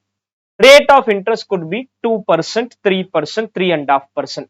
Savings account, anytime money can be withdrawn, but the interest I earn in a savings account is very less. Fixed deposit, long-term FD if I create, you cannot, to practically it is allowed to break, but it is not that so liquid in nature. So if it is illiquid, it has better profitability. So the concept is liquidity versus profitability. Organization can focus on one at the expense of the other. At the expense of the other. Now what is at the expense of other? If you invest a lot in fixed assets, if Bharadwaj Institute keeps investing in fixed assets, if we keep investing in fixed asset means we keep opening more branches, our profits will increase. Our profits will increase, but fixed assets are illiquid in nature. They are illiquid. I can't sell it immediately. I have 100 lakh. I can put that 100 lakh in either fixed asset or current asset. If I put too much money in fixed asset, I will get more profits. If I put too much money in current asset, I will have better liquidity but less profitability. What is too much money in current asset? I am maintaining some cash balance. I am giving credit to my customers. I am maintaining high inventory. All these, what will happen is, may not directly lead to better profitability. May not directly lead to better profitability. So concept is high liquidity, less profitability, or high liquidity, sorry, high profitability, less liquidity, or you can try to balance both. So either we follow an aggressive financial policy. What is aggressive financial policy is, my entire focus is on making more profits. Aggressive financial policy, making more and more profits. Bharadwaj Institute kept investing in fixed assets, but liquidity is not there, and we struggle making even basic payments, faculty payments we are not able to do because we kept investing in fixed asset. So you can go through high profitability, weak liquidity, or you can have moderate profitability, moderate liquidity, moderate profitability and moderate liquidity, which is called moderate financial policy. And there's a conservative financial policy, which in the end is low profitability and strong liquidity. There are people who are by nature aggressive in nature or conservative in nature. What is aggressive and conservative? Aggressive are those who are willing to take risk, willing to take risk. For example, I have a train to catch. Train is at 6 a.m. There are people who will reach station at 5:30 or 5 o'clock also. They are by nature conservative people. They are by nature, their ability to take risks on the lower side. They don't want to take the risk of missing out on the train. There are set of people 6 a.m. train, they may reach even by 5:55 or 5:59. Their by nature, their nature is to take risk. Their nature is to take risk. So there are aggressive set of companies, there are conservative set of companies. Just to give an example, okay, this is one part. And there is a moderate financial policy which says, let me try to play a balancing role. So aggressive, 80% fixed asset, 20% current asset. Conservative, 60% current asset, 40% fixed asset. Moderate, maybe in between 50-50 or slightly 60-40 or 40-60, whatever it is. One is 80-20, one is 20-80. Other guy is somewhere balancing both. One is on the asset side. Second is also on the liability side. What is liability side is, I can go for current liability, long term liability. Current liability, do I need to pay immediately? Yes. So if you have lot of current liability, what can happen is your interest cost and all can go down. But the problem is, if you have current liability, your liquidity gets impacted. Your liquidity gets impacted. One is fixed assets, current asset. I choose more of fixed asset, and I choose more of current liability. Choose more of fixed assets. In the liability side, I need something. What do I choose? More of current liability. That is like highly aggressive nature. Highly aggressive nature. More current asset, sorry, more fixed asset, less current asset, high current liability, less long term liability.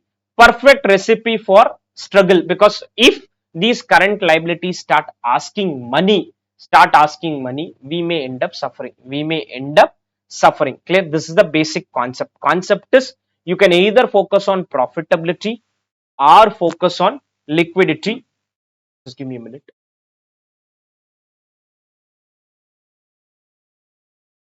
Okay, we were discussing this concept of liquidity versus profitability, where either you focus on liquidity or you focus on profitability. Both together is kind of not possible. This is a broad concept. One small example: fixed assets 10 CR, current liability 2.5 CR, current asset is 20% of revenue. Current asset is 20% of revenue. Revenue is 50 CR. Revenue is 50 CR. So current asset is how much? 10 CR. Equity share capital 7.5 CR. Balance is funded with 10% debt. How much is the ROE if EBIT is 20% of revenue and tax rate is 40%? Now, quick discussion. What is the fixed asset in this example? 10. Current asset 10 crore. Current liability 2.5. Equity share capital 7.5. Balance is 10% debt. Balance is 10% debt. Now, why is this being analyzed here is, if you do more of current liability, then this will go down. This can improve ROE. This can improve ROE. How will it improve ROE? Interest cost will go down. Once interest cost goes down, money available for the shareholders will go up. Or you increase more of current liability, equity can also go down. Equity can also go down. If equity goes down, ROE will improve, because ROE formula is EAES divided by amount of equity. EAES divided by amount of equity. So once this is done, they are saying how much is the ROE if EBIT is how much? 20% of revenue. EBIT is 20% of 50 CR. Interest is 1 crore. How interest is 1 crore? 10 into 10%, you get interest 1 crore. EBT, tax, EAT, equity, and ROE. Where can the change happen? The ROE can improve. ROE can improve if you go ahead and increase the current liability.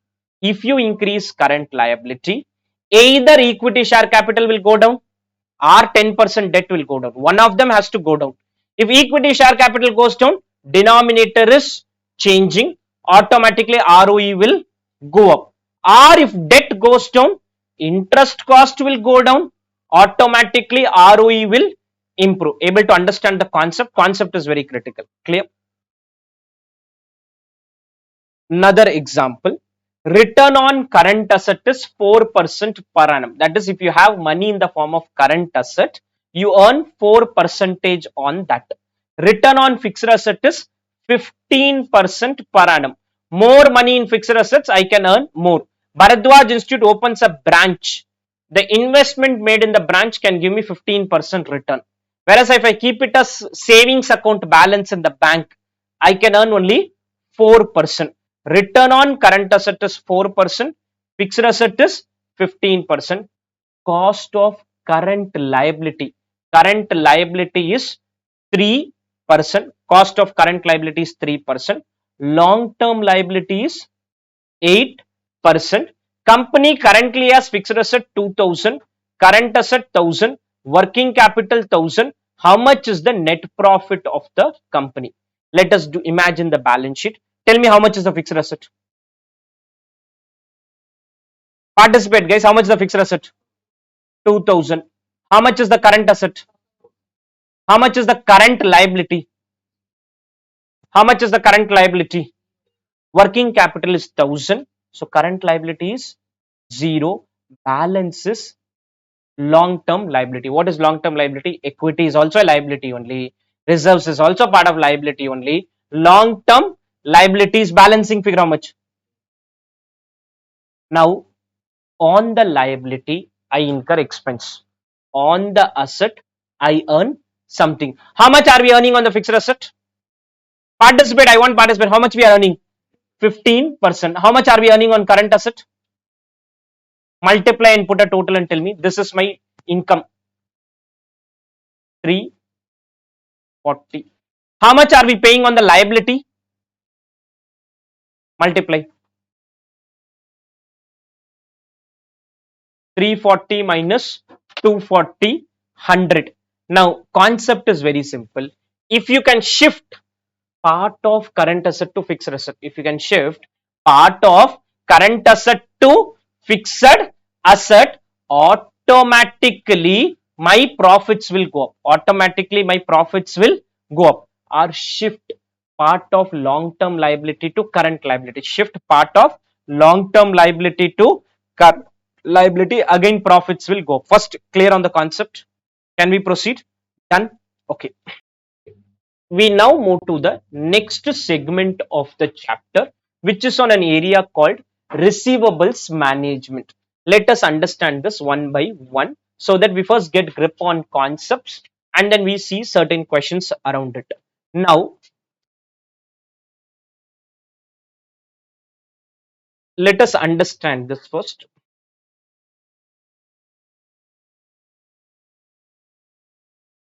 Benefit of giving credit to customer issues with giving credit to customer. If I give any credit, for example, I go to a shop, buy a product, there are shops where you have to make immediate payment, and there are places where you may get credit. First, tell me, what is the disadvantage if credit is given? Is there any disadvantage if credit is given? Bad debt, okay, non-payment, bad debt. What else can be the problem? Okay, working capital cycle. So basically, if you create a current asset, against that there will be a current liability. Against that there will be a liability, not current, there will be a liability. Any asset will have a liability. So if you have debtors, you need something on the liability side. That could be a loan. That could be a loan. So maybe I incur interest cost. I incur interest cost. If I give a loan, if I give a credit to a customer, always visualize one thing: any asset will need a liability. There's no concept of an asset. That liability could be own money also. Own money is not free money. Own money is not free money. We have learned cost of equity. So there's a cost attached with any money which is there. So if your assets are going up, be mentally prepared to see liabilities also to go up. Okay, interest cost. What else is a problem if you give credit? That is what is leading to interest cost. Money is locked in your debtor, that leads to technically interest cost. What else? Any other problem do you find if you give credit? What is the disadvantage of giving credit? Bad debt I understood, interest cost I understood. Anything else? Any other disadvantage you find by giving credit?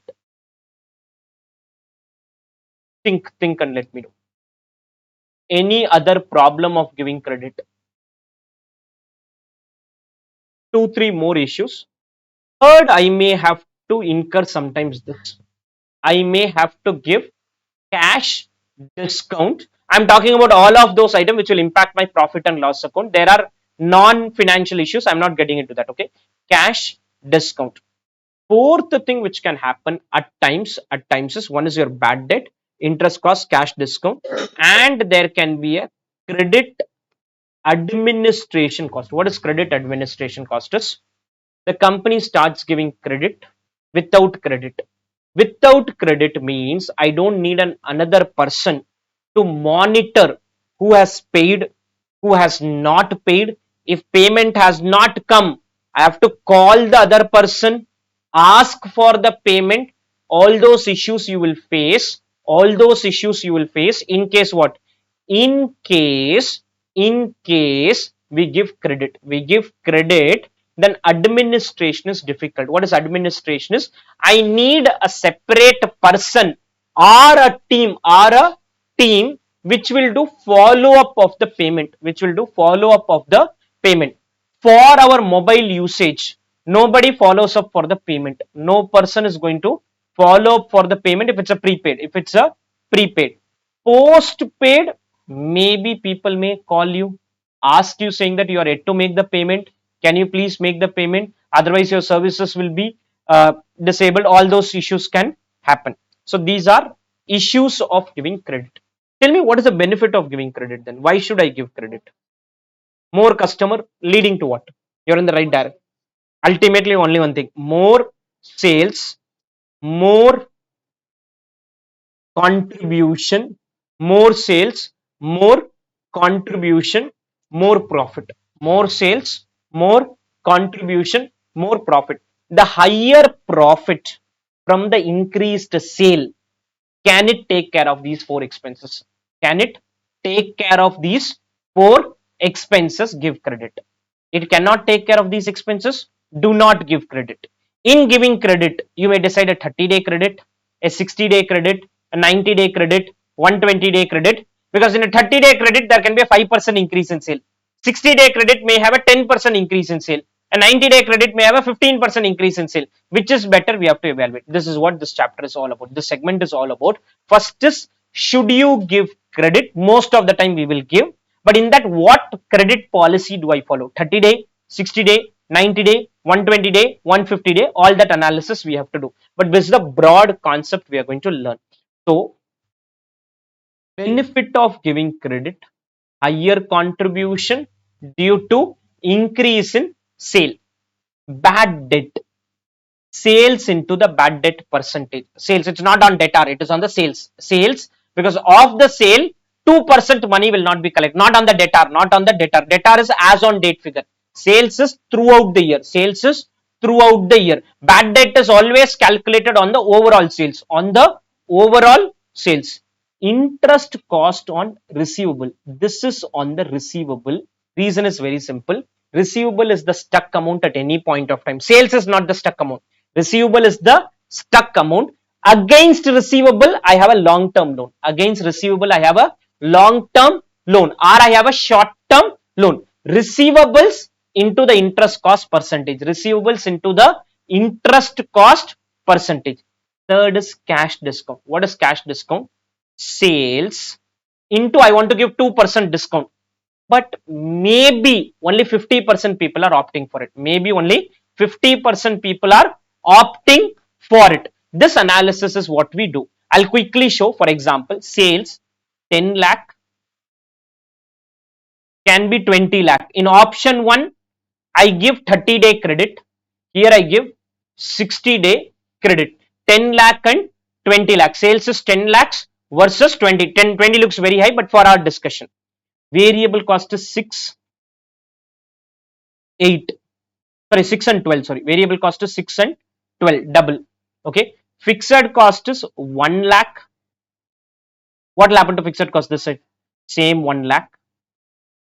I get a gross benefit of 3 lakh, 7 lakh. From this 3 lakh, 7 lakh, we'll have various expenses. What are the first expenses? Bad debt. What is bad debt? If you do 10 lakh sales, no bad debt. 10 lakh sales, no bad debt. 20 lakh sales, 4% bad debt. 4% bad debt. The question is given, okay? The question is given. There is a 4% bad debt on what? On the 20 lakh sale. Bad debt is on the overall sales, not on the debtor. Not on the debtor. Debtor is as on date. So bad debt is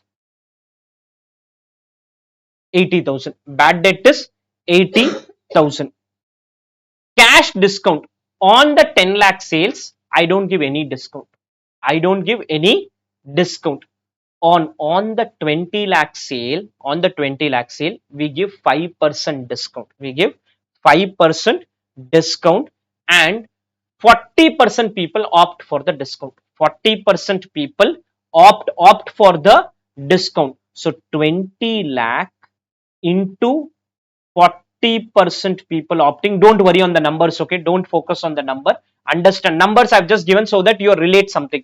20 lakh into 40% into 20 lakh into 40% into 5% discount I give. 5% discount I give, which is 40,000. Credit admin, I don't need any team. I don't need any team to monitor this. So credit admin is 0. This side I need a team, 2 lakh rupees. All are random numbers, okay? And finally, interest cost. What is interest cost? Is debtors into the interest percentage. How will you calculate debtor? You have learnt in ratio analysis. We have learnt also in the line by line estimation. We have also learnt in the line by line estimation how to calculate debtor. I'll explain this again. Sales is there. Deduct variable cost. Deduct fixed cost. You get gross benefit. From the gross benefit, deduct 4 cost. Bad debt, which will be there in most of the question. Cash discount, very rare question. Very rarely it will be there. Credit administration cost could be given in few question. Interest cost almost in all the problem. Okay. Any doubts till this first? Okay. First, let me again explain. Credit policy means how much credit to be provided to customer. Answer can be 0 also. Answer can be 0 credit to the customer. 30 days credit, 60 days credit, 90 days credit, 120 days credit. So if you give credit, higher contribution due to what? Increased sale. Higher contribution due to increased sale. If you don't give credit, sorry, if you give credit, what are the disadvantages? One is bad debt. Bad debt is on credit sale, not on total sales. Okay, on credit sale, bad debt. Interest cost on receivable. Cash discount on the sales, but only for the people who are opting for the discount. Only for the people who are opting for the discount.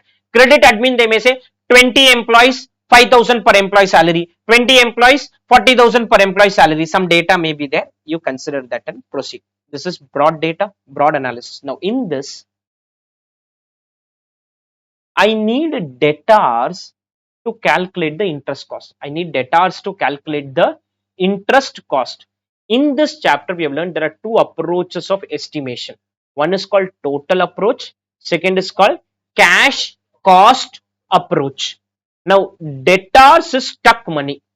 What is money stuck? Somebody may say, I want to value debtor based on sales. I want to value debtor based on sales. Somebody say cost of sales, and somebody will say only variable cost, only variable cost of sale. The debtor which you calculate. How you calculate debtor? When we did line by line estimation, sales into credit period by 12 or 360 or 365. This is the formula we were using. Credit sales into the credit period by 12 or by 365. You have to keep going back to the line by line estimation. Or some problem we did cash cost of credit sale into credit period by 365. Either it was on sales or it was on cash cost of credit sale. It was on sales or cash cost of credit sale. It was on sales or cash cost of credit sale. For this segment, three choices given to you. Either do it on sales or do it on variable cost plus fixed cost, which is called cost of sales, or do only on variable cost. Which is better? There's nothing like which is better and all. These are three approach. If silent, we follow this approach. Why is debtor needed?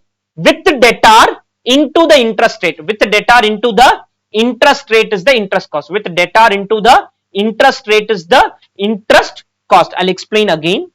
If you give credit, you get higher contribution due to what? Increase in the sales. If you do not, if you give credit, there are disadvantages. This is advantage. These are disadvantage. Not giving credit, these are advantages. This is the disadvantages. Lower sale, lower sale. Higher sale advantage. Don't give credit, lower sale, lower sale. Cost of giving credit, bad debt. Bad debt is what? Participate. Bad debt is what? Credit sales into the bad debt percentage. Interest cost is on the receivable stuck. That is stuck throughout the year. When I say stuck throughout the year, receivable is a revolving amount. What is revolving? Some money is stuck on April 1, released on June 1, new money is stuck on June 1. Released on July 1, new debtor is stuck. Some money collected, some debtor again. Some money collected, some debtor. So at any point of time, debtor will be this much. At any point of time, debtor will be this much. Loan will be this much. Loan will be this much. So on the loan, you have to pay what? Interest, cash discount. Cash discount is sales into the cash discount percentage into the percentage of people opting for it. Clear? This is a broad understanding. Any doubts till this? Understood? Before I do a proper question, sales 21,000 units, selling price 40, variable cost 25, fixed cost technically is 10 rupees. Fixed cost technically is 10 rupees per unit. 10 rupees per unit. Credit period is what? 1 month. Company proposes to increase the credit period allowed to its customer from what? 1 month to 2 months. Change in policy will increase the sales by 8%. Company desires a return of 25%. What is this desire? Return of 25% is the interest cost is technically 25%. Interest cost is technically 25%. Why interest cost is 25%? If on the debtor you want to earn 25%, maybe on the liability side we are paying 25%. What is the liability we could be paying? Equity, debt, preference, are technically COC, cost of capital. Cost of capital. They are saying what is the interest cost if debtors are valued on what basis? Sales. If debtors are valued on the basis of sale. I'll explain again.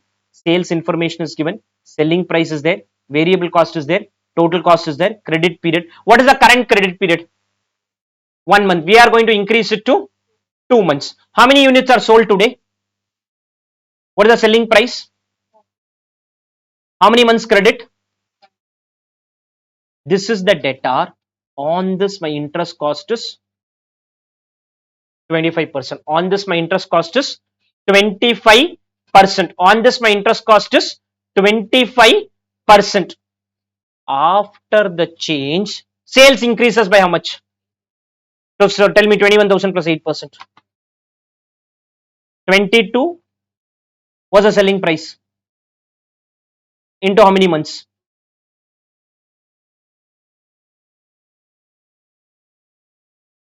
2 by 12 into 25%. 2 by 12 into 25%. Any doubts on this? Now I want you to tell me, if debtors are valued on full cost of sales, on full cost of sales, on full cost of sale, what is the calculation I should do? Full cost, variable plus fixed, variable plus fixed cost, variable plus fixed cost. Or tell me, you calculate and tell me, what is the variable plus fixed cost for 21,000 and 22,680? Variable plus fixed cost total, and tell me. Multiply whatever you want to do. Variable plus fixed for 21,000 units, 22,680 units.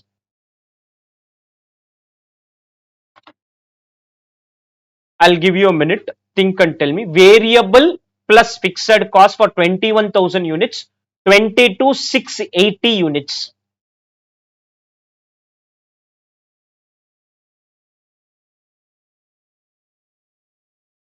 How much is it for 21,000? I'll discuss in a minute. 735. Any other answer? Okay, 22,680. 22,680. 793. 793. 800. 793. 800. Any other answer you got? You look confused. 793. 800 is wrong. I'm very unhappy with this. 7 will remain same. So I can't be teaching the same thing again and again. No. How many times should I teach? 22,680 into 25 into 25, and fixed cost is 21,000 into 10. Fixed cost is 21,000 into 10. Fixed cost is 21,000 into 10. If it is 22,680 units, then what should I do? 22,680 into what? 25 plus 21,000 into 10. 21,000 into 10. 21,000 into 10. Clear? Able to understand the concept? Any doubts till this first? Any doubts on the concept? Variable cost plus fixed cost can happen sometimes. Sometimes it can be on sales. Sometimes it can be on full cost of sales. Any doubts on the concept? Okay, this is broad concept. We've got the concept. I'll repeat again. What we are trying to understand is what is going to be the sales. After the sales is computed, we'll compute the variable cost, we'll compute the fixed cost. It will give you gross benefit, then deduct bad debt. How bad debt is calculated is credit sales into the bad debt percentage, deduct cash discount. Cash discount is total sales into the percentage of people opting for cash discount into the cash discount percentage, credit admin cost, which will be directly given. Interest cost is debtors into interest cost. Now wait for some time. The debtors part, as of now we have learned there are three formulae.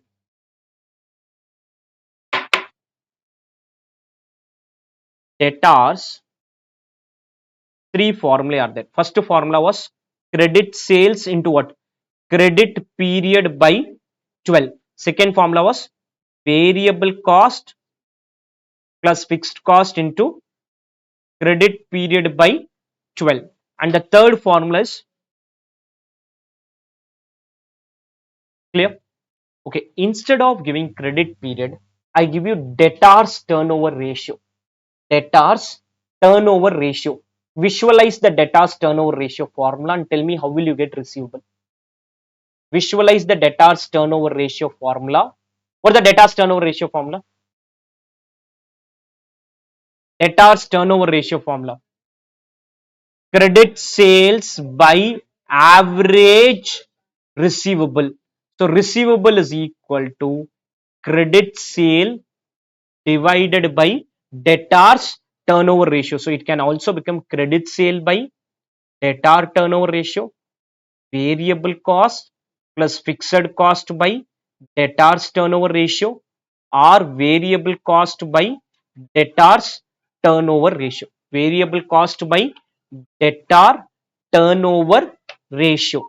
The debtors computation can be through credit period by 12, can be through credit period by 365, can also be through divided by debtor turnover ratio, divided by debtors turnover ratio. Only thing you do is OR in the sales into CP by 12, OR write the other formula, or sales by debtor turnover ratio, or sales divided by debtor turnover ratio. Others are self explanatory.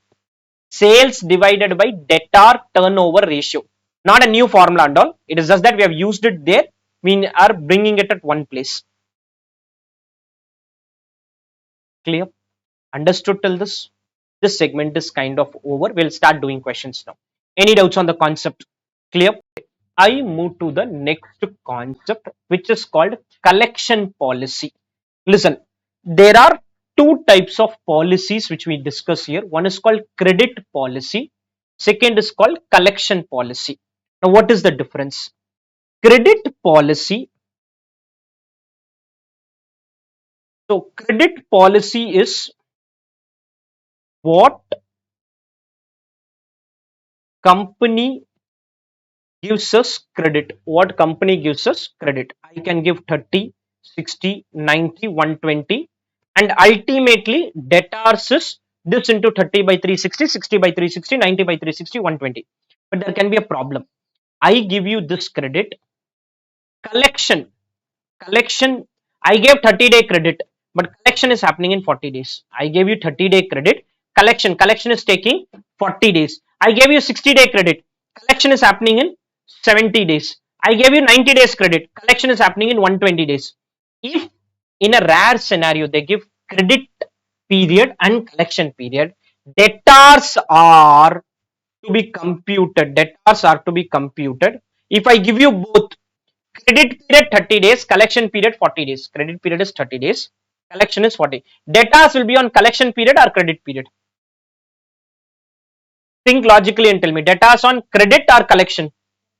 It is on the collection. It is on the collection. Debtors are to be computed on which period? Collection period. Okay. Now we were thinking what to do here. Okay. I decided I'll give you a credit of 60 days because that's the best. That is the best. I have decided I'll give you a credit of 60 days. Now in the 60 days for collection, I can do 2-3 things. What is 2-3 thing?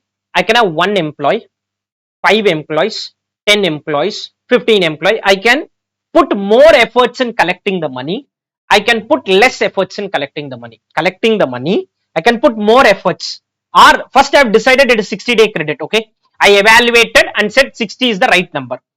After 60 is decided, based on the effort I put, my collection can happen in 50 days, collection can happen in 60 days, collection can happen in 70 days, collection can happen in 80 days.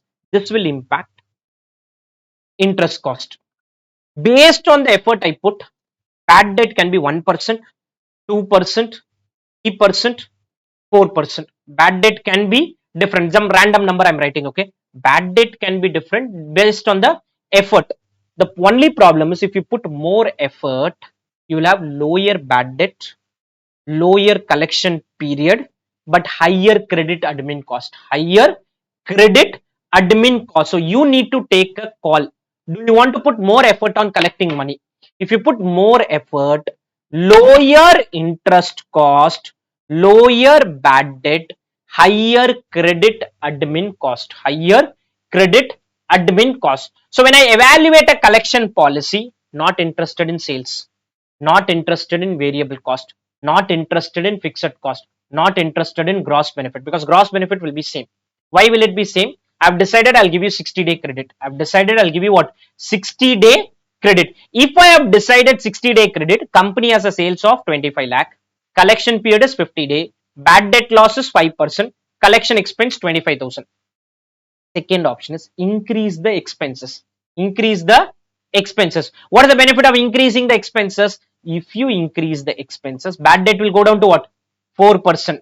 Collection period will go down to 40 days. No increase in sales. No increase in sales. So I'm not interested in writing sales. I'm not interested in writing less variable cost. Not interested in writing less fixed cost. If you have, you write it also. Gross benefit will be same. Where is the difference? Difference is here. Collection 25, 50. Collection is 25 and 50. Bad debt 5%, 4%. Bad debt 5%, 4%. Interest cost. In this example, do you find any variable cost word here? Any fixed cost? So debt are only on the basis of sales in this example. In this example, debt are only on the basis of sale. So debt are is 25 lakh into collection period. Collection period. Credit is my credit is already decided. I'm giving you 40-day, 50-day, 60-day, whatever. One policy I decided. I gave you this. If I existing policy less effort in collection, overall cost 202. More effort in collection, increase here, decrease here, overall cost is going down to 191. Overall cost is going down to 191. Overall cost is going down to what? 191. I need to now take a call. Do I go for current policy or the revised policy? Current policy or the revised? Again repeating, this is not a discussion on whether I provide 30-day credit, 60-day credit, 90-day credit. Bharadwaj Institute, some students wanted some time for paying fees, assuming they gave. Now they can do follow up for the fees every 10 days, every 15 days, every 20 days. I gave you a time period of 30 days. Every 10 day, one reminder is given to you. Closer to 30th day, continuous calling happens. Maybe money is collected faster. No major effort in collection we are taking. Money may be collected later. Money will get delayed collection. Bad debt can also happen in the practical world. So I take a call whether I put more efforts in collecting or less efforts in collecting. Any doubts on the concept? Here, ideally, I should add four costs. What are the four costs? Bad debt cost, interest cost, credit admin cost, and even cash discount cost. Just adding those costs. Just adding those costs and deciding which is better. Understood the broad context? Clear? Can we proceed? Okay, let's continue with the discussion. I'll now move to the next concept. Next major concept is called cash discount. We have been using this term as part of the various costs which are there, but we haven't seen a question where this cost came. Now let's understand what is this. Cash discount is basically an incentive given to the customer for making an early payment. So if my customers can make an early payment, I want to give them little bit benefit. So incentive given to customer for early payment. First thing we need to understand is how is cash discount expressed. This is how it is expressed. Terms 1 by 5 net 30. This means 1% discount if the payment is done in 5 days. Otherwise, you have to pay in 30 days. So if you come to Bharadwaj Institute and ask what is the fees, we say you fees, and then ask what are the credit terms or cash discount terms, we say 1 by 5 net 40. Net 40 means 1% discount if payment is done in 5 days. Otherwise payment has to be done. Payment has to be done in 40 days. Now let's take an example. A company gives a discount of 3 by 10 net 50. 3 by 10 net 50. What does this mean? Participate. 3% discount if payment is done in 10 days. Otherwise, pay in 50 days. Now, what does this mean is day 10, if customer pays, he has to pay 97. Day 10, customer 97. Day 50, if customer pays 100. Now, from a company point of view, sometimes the question may ask you to calculate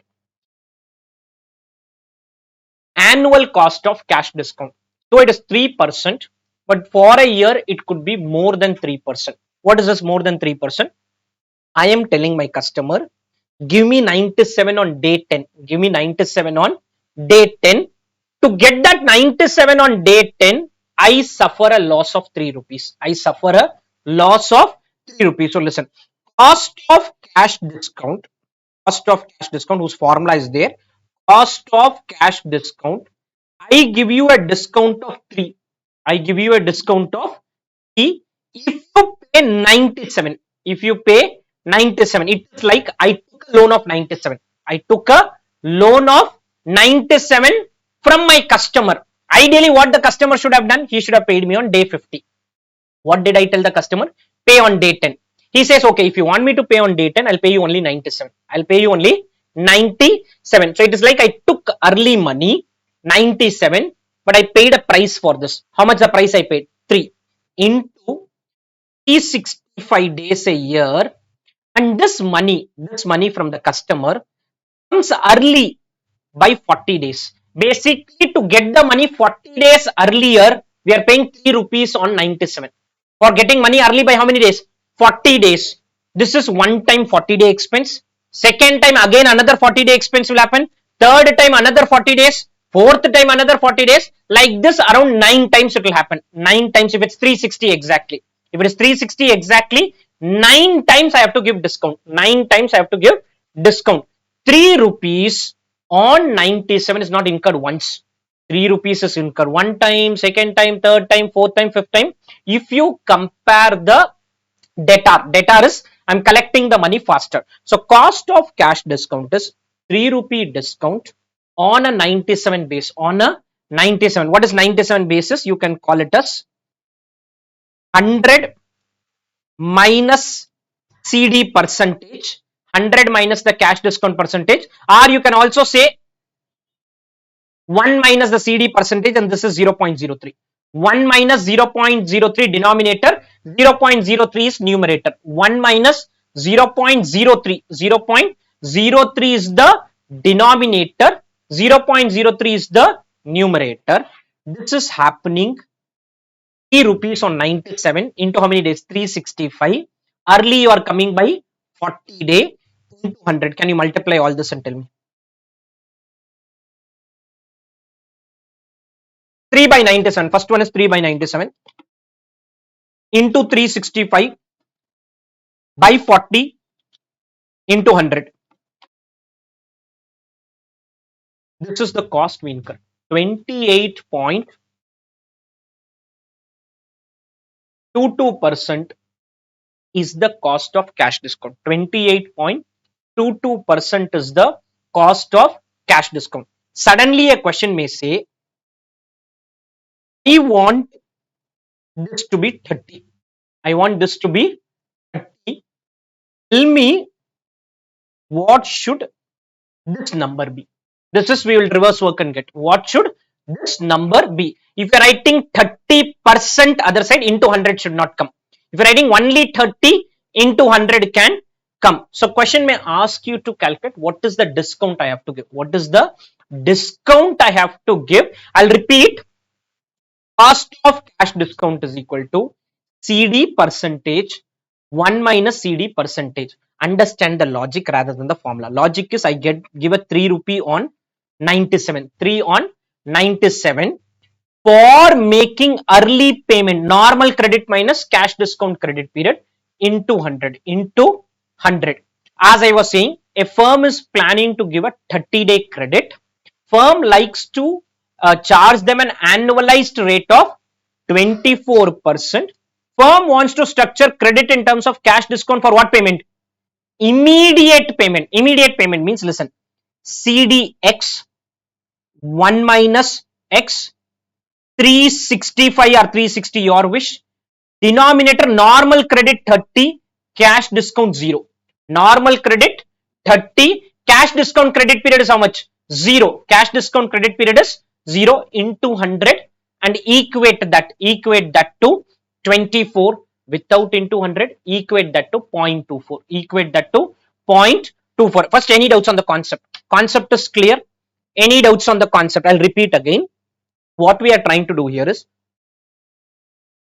we want to offer discount The discount has to be structured. For example, here it is 1.9344%. If I give 1.9344%, then it is equivalent of 24% for a year. Equivalent of what? 24 percentage for a year. Equivalent of what? 24 percentage for a year. Able to understand the concept? Any doubts on this first? 1.9344%. 1.9344%. Any doubts till this? Understood? Can we proceed? Other thing which you need to also know is a company is currently having sales of 20 lakh. Credit terms are 1 by 10 net 45. What is the meaning of 1 by 10 net 45? Participate everyone. 1% discount if the payment is done in 10 days, otherwise pay in 45 days. 40% of the customer pay within 10 days. If 40% are paying within 10 days, 20 lakh, 40% people I'll give 1% discount. 40% people I'll give 1% discount. 40% people I'll give what? 1% discount. Clear? Able to understand this?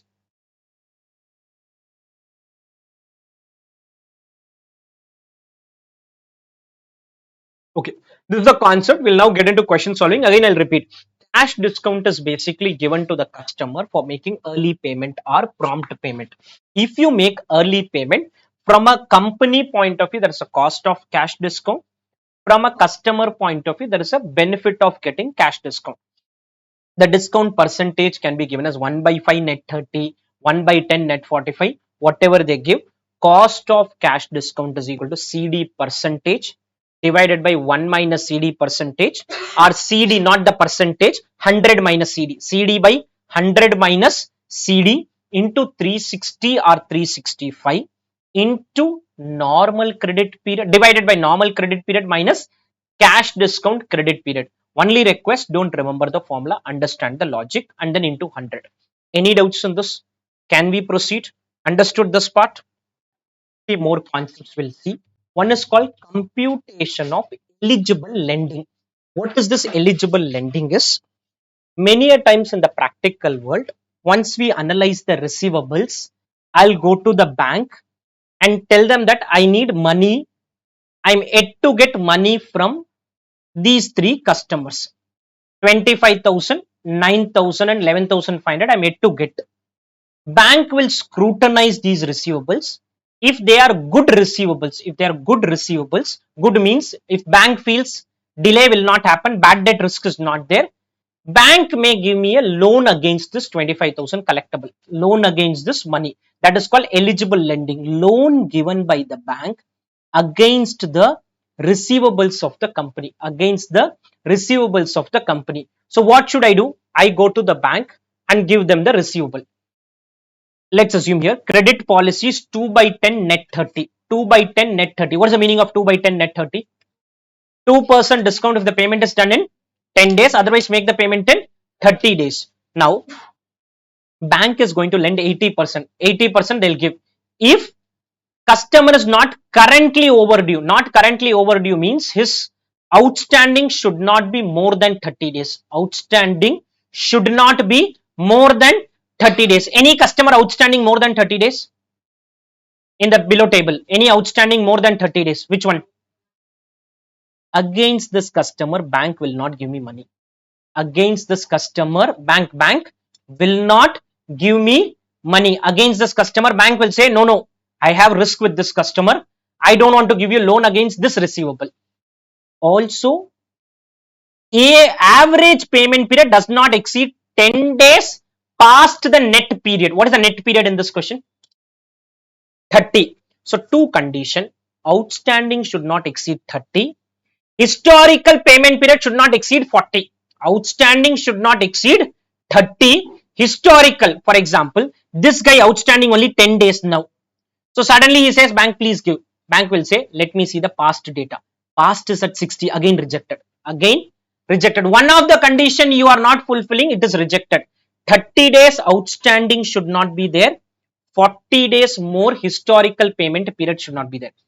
Bank analyzed this. They said, I'll give you loan on these two. Okay. I said, give me 36,500. Bank says, no, no, no. On 36,500, I'll give you 80%. I'll give you 80%. I said, okay, at least give me 80%. At least give the 80%. 36,500 because 15, 20, no problem. 22, 24, no problem. 15, 20, no problem. 22, 24, no problem. And 45, 60, big problem. 45 is also a problem. 60 is one problem is there. He is rejected. One problem is there. He is rejected. I said, okay, please, at least give me the loan. He said, bank said 25, 11.5, 36.5 into 80%. Can you tell me 36,500 into 80%?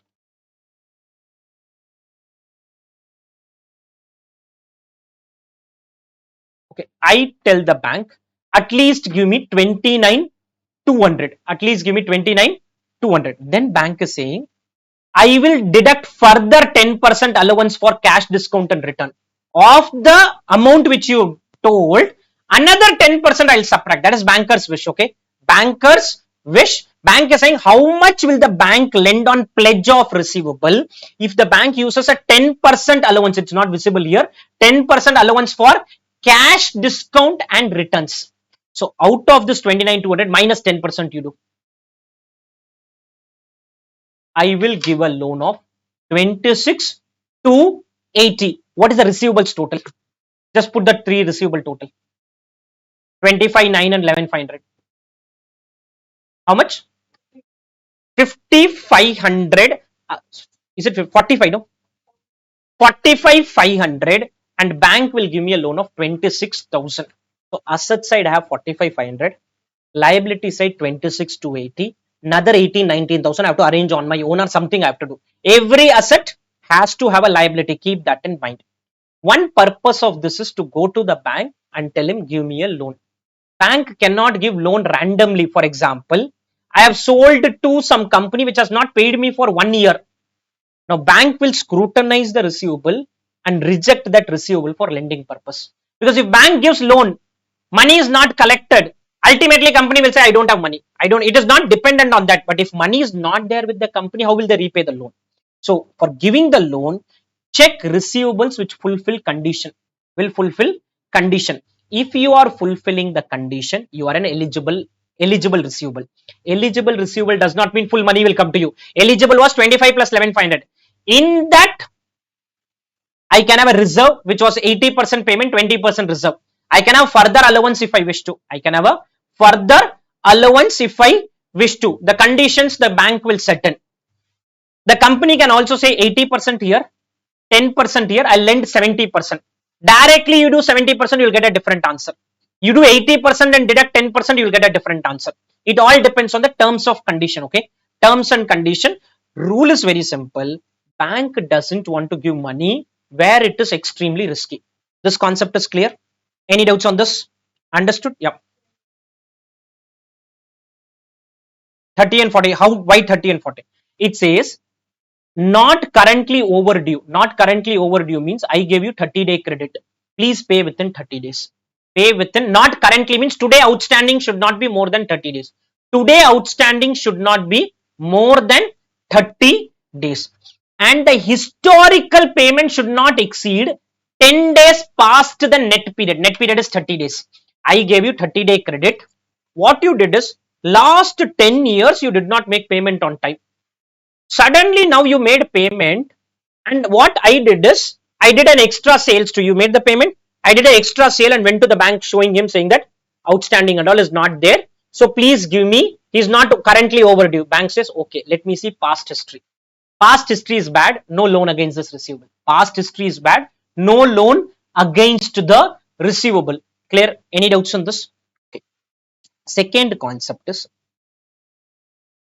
I give a, like the previous question, I gave 1 by 10 net 45. Okay. Question says 60% people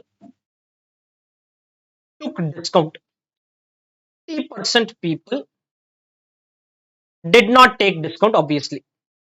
Okay. Calculate receivable. I cannot use 10 days.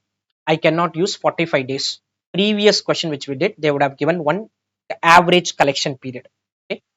Now, if they say 1 by 10 net 45, And just to add this line, they don't mention what is the collection period. What is the collection period is not mentioned. Very simple.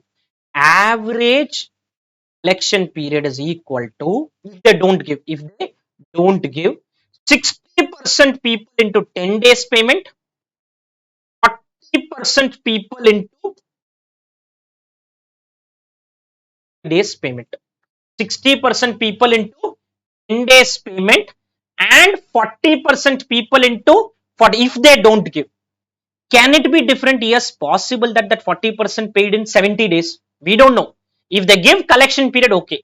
If they don't give collection period, 60% people in 10 days, 40% people in 45 days, 60% people in 10 days, 40% people in 45 days. Able to understand the concept? Any doubts in this? If they don't give, again I'm repeating, if there is no mention, 60% people in 10 days, 40% people in 45 days.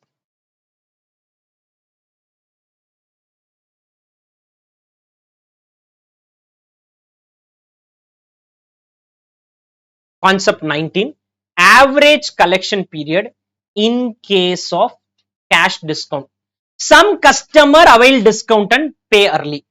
Some customer do not avail discount and pay in extended period. If they don't give percentage of customer availing discount into their payment period, customer not availing discount into their payment period, One example, 50% avail discount, balance 30% pay on the 45th day, another 20% pay on the 75th day. If the question gives such detailed calculation, first 50% people discount 10 days, 30% people 45 days, 20% people 75 days. Do the lengthy calculation and you get the average collection period. 80% people take discount 10 days, 20% do not take discount 45 days. 45 days. This is only if they do not give the data. Clear? Average collection period is when what proportion of people are paying, when and what proportion of people are making the payment. Able to understand the example? Any doubts in this? The question which we did some time back, that headache was not there. Any doubts in this?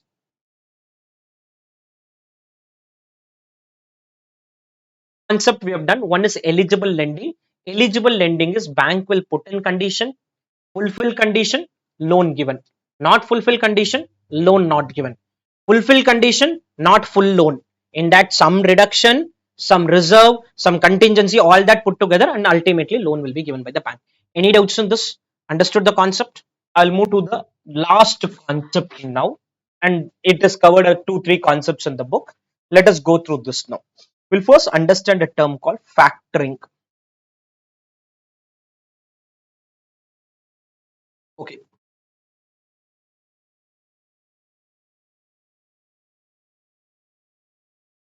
Now, in the practical world, whenever we do sales,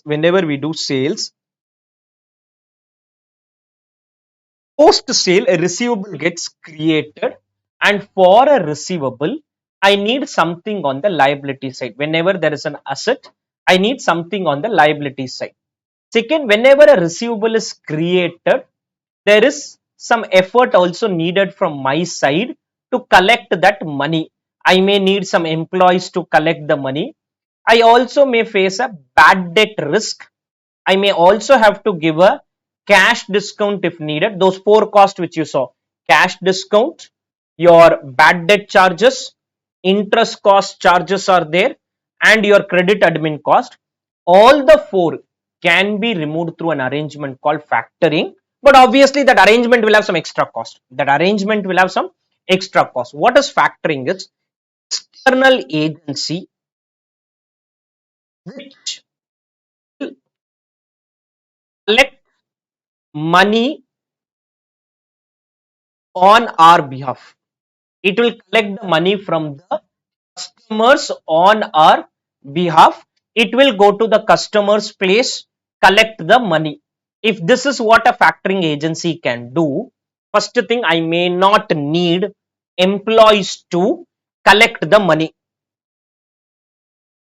So entire employees on that collection team can be removed, or maybe 1 or 2 employees still continues. and major chunk is removed. Okay, this agency may bear the risk of bad debt. They will say if money is not collected, it is our loss, not your loss. It is our loss. May bear the risk of bad debt. In the practical world, there are two types of factoring: with recourse and without recourse factoring. With recourse and without recourse factoring. What are these? As we proceed, I'll discuss it. Okay. So he may also bear the risk of bad debt. This agency may also give cash discount on our behalf and not recover from us. Depends. Okay, this depends on the terms of the agreement. I tell your job is to collect. You do whatever you want to do. You want to give discount, but your work is to collect the money. Collect the money. They may also pay us on day zero. They may also pay us on day zero. Again, depends on the terms and other thing. If all these happens, I don't need a bank loan. Interest cost is removed. I don't need own money. The cost of whatever cost of interest cost is totally removed or partly removed. You'll understand why partly removed. They may also pay us money, but they will not pay full money. They are paying only 80% money.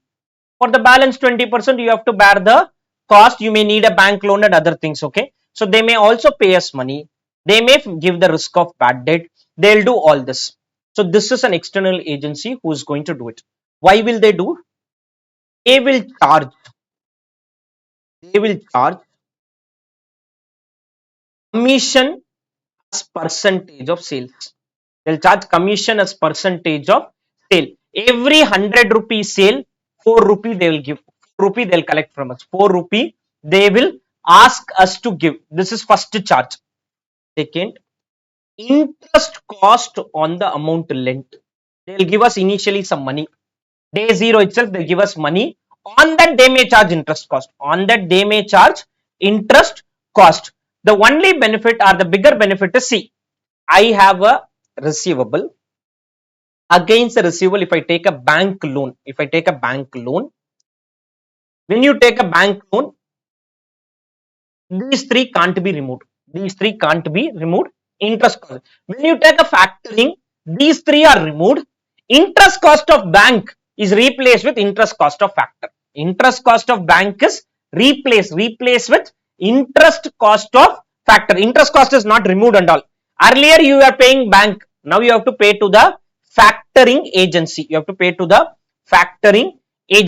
And these factor may have certain condition and all. Condition means they'll say you cannot sell to such type of customers and all, because I have to bear the risk and all. Certain limitations they may put in. So firm does sale of product on credit. Customer does not pay immediately.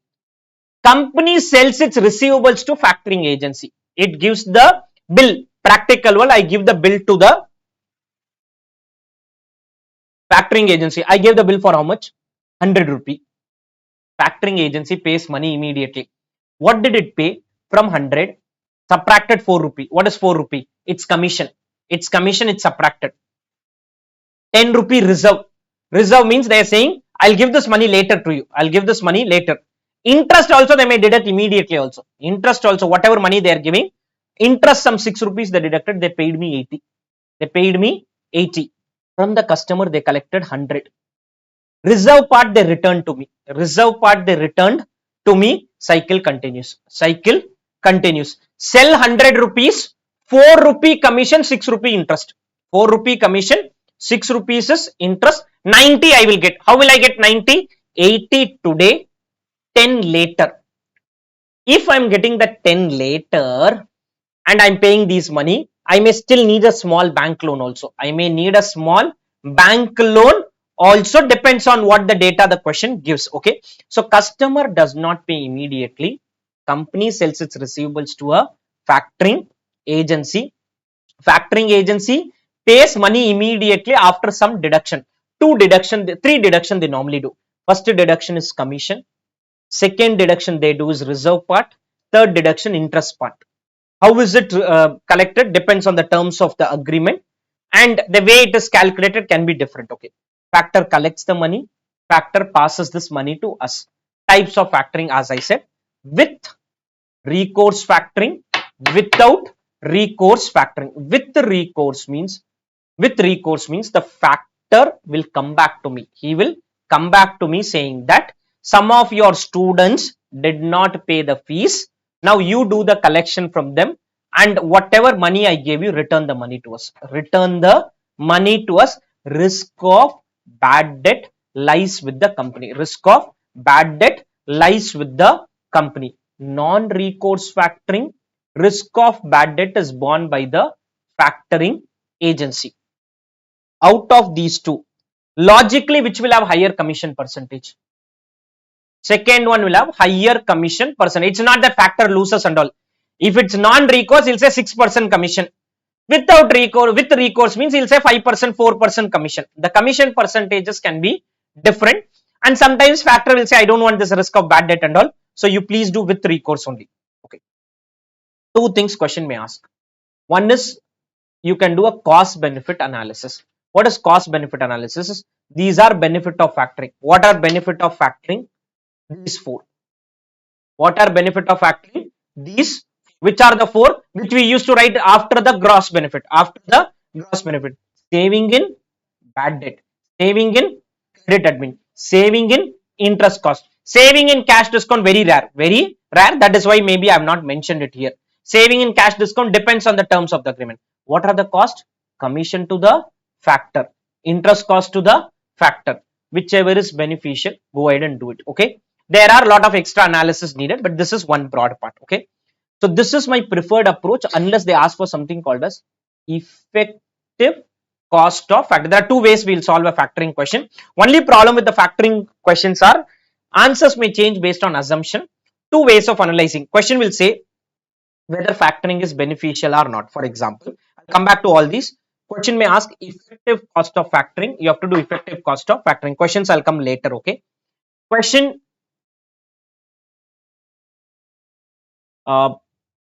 Give me a minute. Again, effective cost of factoring. And if nothing is mentioned, we may do something called as a cost benefit analysis.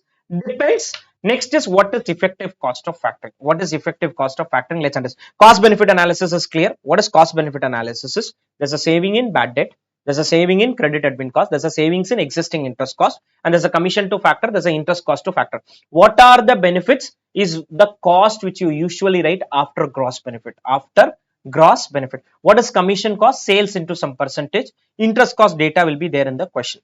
Okay, this is one part. Second part is they may ask for effective cost of factoring. For doing effective cost of factoring, let me take an example. Okay, I have a sales of 400 lakhs, credit period 90 days, year is 60 days. Okay, other data I will add as we proceed. Okay, this is the information. First thing we need to understand is amount lent by factor. This example when I do, I'll show you cost benefit analysis part also. Amount lent by factor. Okay.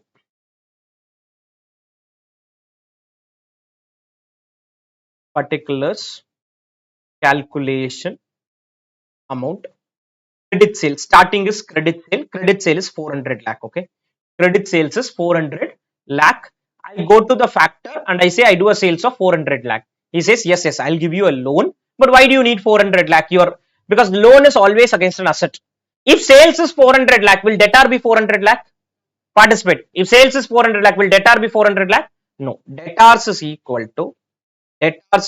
to 400 into 90 by 360.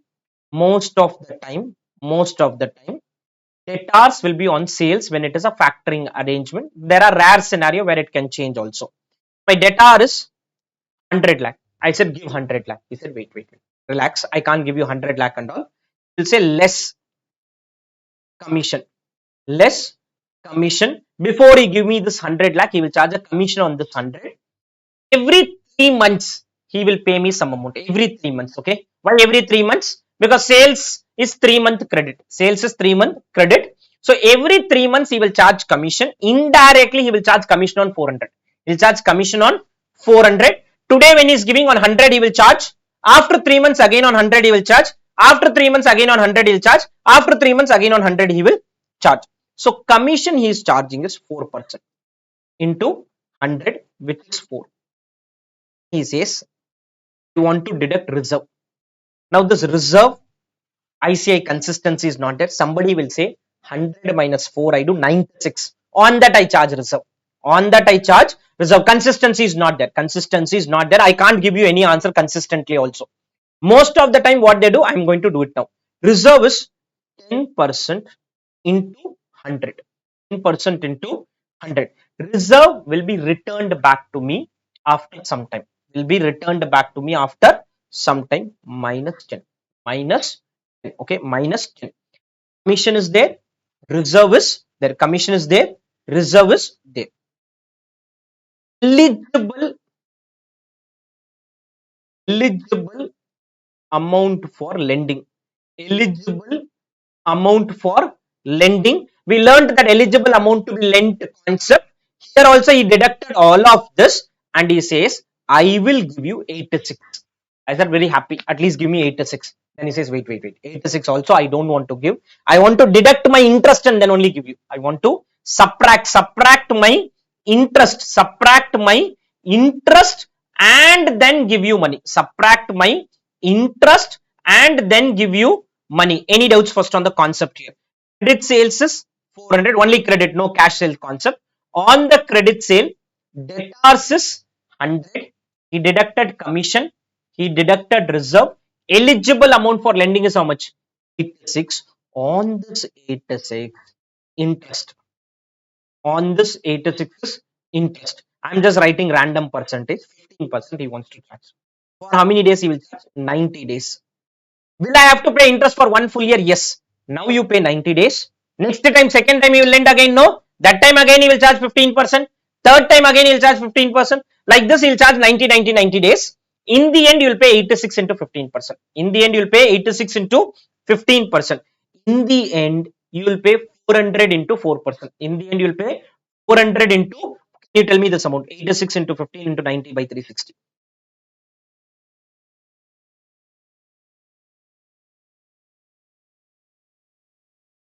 How much? 3.25.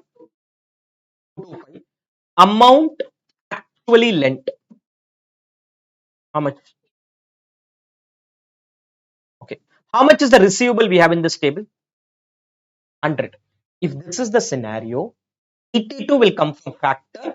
Balance 18. 18 I may bring from my own sources. I may bring from my own sources. What happens? We'll understand as we proceed. Okay. This is first scenario.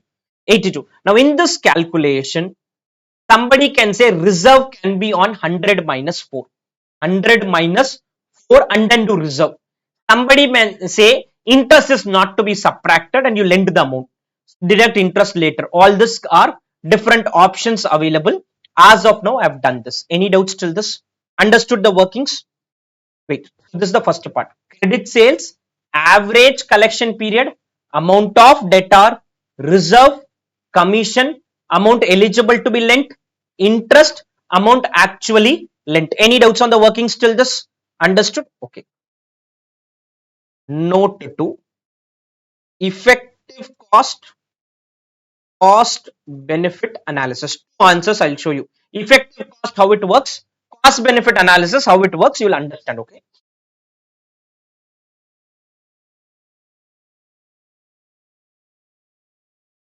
First is effective cost analysis.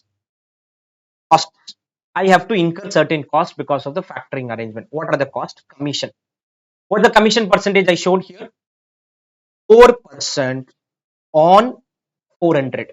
Our other logic is 4 lakh 90 days, question mark 360 days. Question mark is 360 days. 4 lakh is for how many days? 90-day period. Question mark is for 360-day period. 360-day period. We are doing one annual calculation. Okay. Annual calculation. Every 3 months, I have to give a commission of how much? 4. I have to give commission of 4.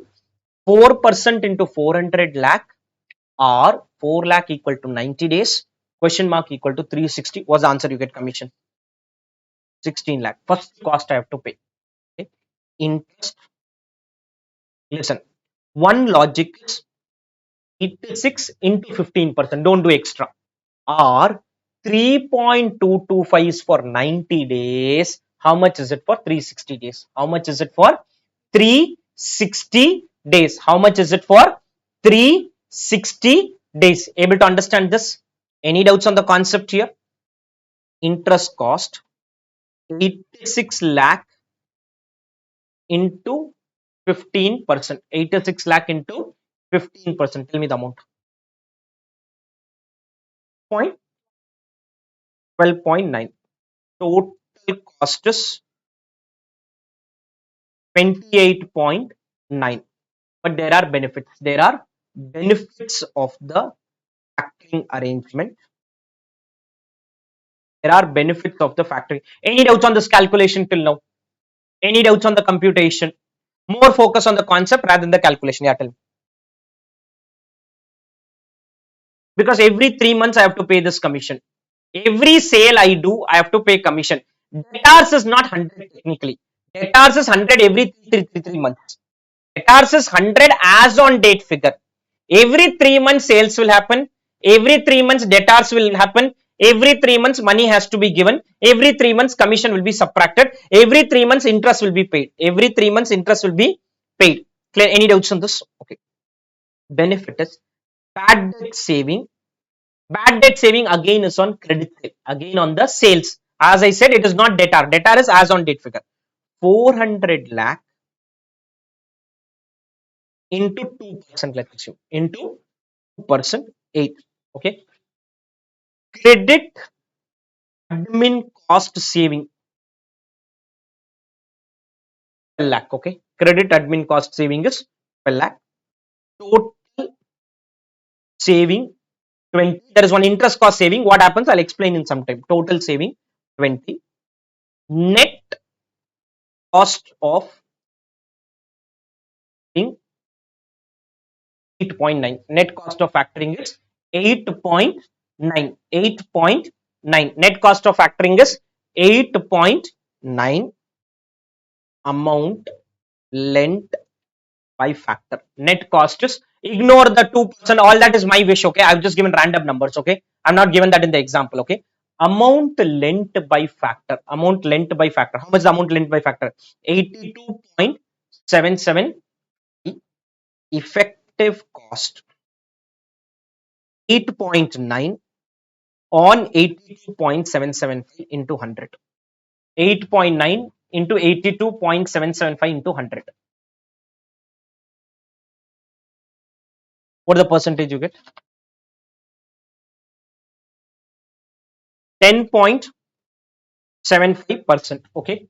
How is this useful? What happens? Just 2-3 minutes. Discussion is still pending. Any doubts on the logic of calculation, not the numbers? Okay. Any doubts on the logic? 8.9 is my net cost on 82.775. Okay. What is the use of 10.75 in some time? What is cost benefit analysis? Is same table again. Interest I paid 12.9.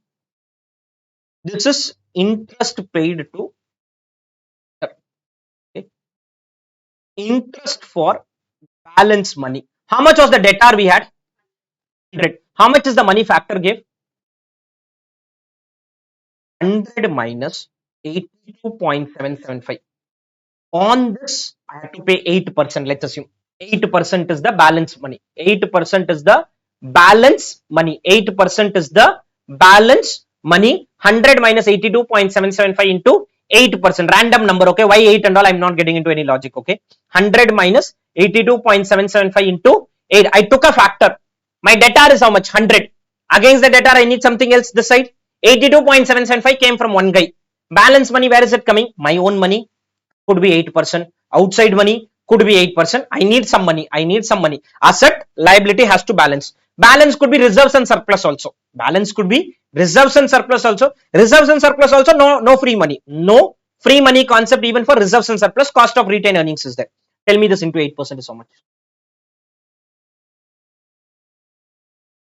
7, put a total.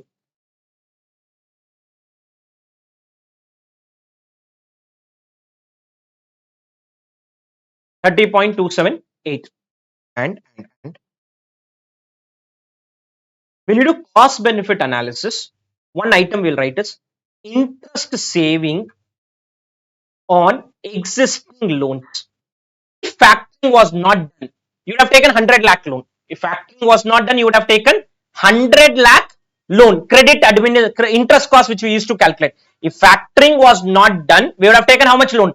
100 lakh loan. Once I'm done, I'll explain again. Okay, 100 lakh loan.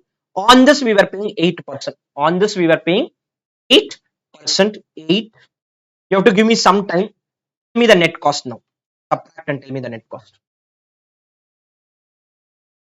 Okay, now listen. One option is to do effective cost like this. In effective cost, here, I do not have an item called interest saving. I do not have an item called interest saving. After I'm done, this 10.75, after I'm done, we will compare this 10.75 with the borrowing rate. We'll compare this 10.75 with the borrowing rate, which is 8%. Is 8 better or 10.75 better? 8. Don't go for factoring. Don't go for factoring. Don't go for factoring. Don't go for factoring. Which is better? 8 better or 10.75 better? 8. 8 better. Understood till this? Wait for some time. I need to explain this 2-3 times so that you get a better grip. Okay. One option is to do effective cost and compare that effective cost with the interest cost. When we do this comparison, don't write interest as a saving here. Don't write interest as a saving because we are comparing that with the interest cost. We are comparing that with the interest cost. 10.75 better or 8 better? 8 is better. Understood? Okay. I change the numbers here. I'll make it 11 here. When I make it 11, you will see net cost of factoring will become net benefit of factoring. Net cost of factoring will become net benefit of factoring. When you do the calculation at 11%, it will become what? Net benefit of factoring. 10.75 better, 11 better. 10.75. Let us assume it is 11. Okay. Let us assume it is 11. Tell me into 11% how much? 12. Let us make it 12. Tell me into 12 is how much?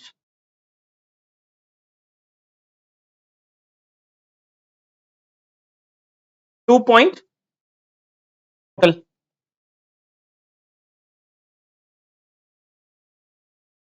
30 point existing cost 12%. Give me the net benefit now. You will have a benefit 100%. How much? Benefit is there. Benefit is there. Please do factoring. Benefit is there. Please do factoring. Benefit is there. Please do factoring. I'll explain again. One option is to not subtract the interest cost and compare the effective cost with the interest cost.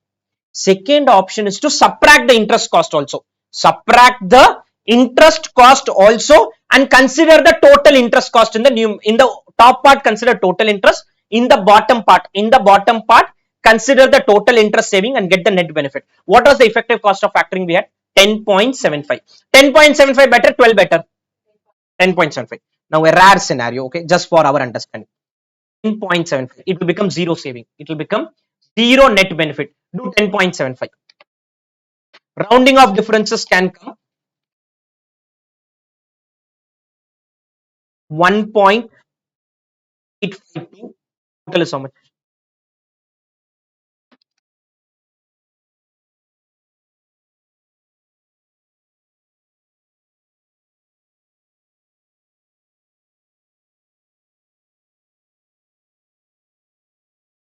30.7. Able to first understand the concept. Concept is clear. I'll repeat again one more time for all benefit of all. We will start with this example. Sales was 400 lakh. Sales was 400 lakh. I'm now twisting the example or changing the example. A Limited has total sales of 3.2 crore. 3.2 crore. So credit sales is 320 lakh, assuming it is credit sales. Okay. Average collection period is 90 days. 320 into 90 by 360. 90 by 360. Calculate and tell me. 80 lakh. 80 lakh. It says past experience indicate bad debt loss, administering the collection effort. Factor is prepared to buy the receivable by charging how much? 2% commission, 2% commission, 2% into 80, 2% into 80, how much? 1.6. Reserve is also there. Charging 2% commission, the factor will pay advance interest rate of 18% after withholding what? 10% as reserve. 10% into 80, how much? 8. Eligible amount, tell me.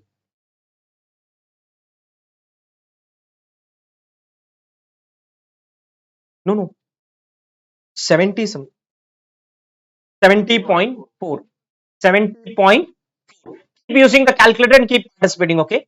On the 70.4, on the 70.4, interest charged is 18%. Don't worry about the numbers as of now. 90 by 360. Let's keep 360 only. 90 by 360. Tell me the interest cost. 3 point. Subtract this. Tell me the amount actually lent. Clear? Coming to commission. 320 lakh into 2%. 320 lakh into 2%. 320 lakh into 2% on the credit sale. If there is a cash sale, remove that part, okay? 320 lakh into 2%, how much? 6.4. Interest cost 70.4 into 18%. No, 90 by 360. No, 90 by 360 or 3.168 is for 90 days. How much is it for 360 days? Tell me the amount. 67 total cost. 072. Bad debt saving. How much is the bad debt in that example? 1.5%. Credit admin cost saving. Total saving. Net cost of factoring.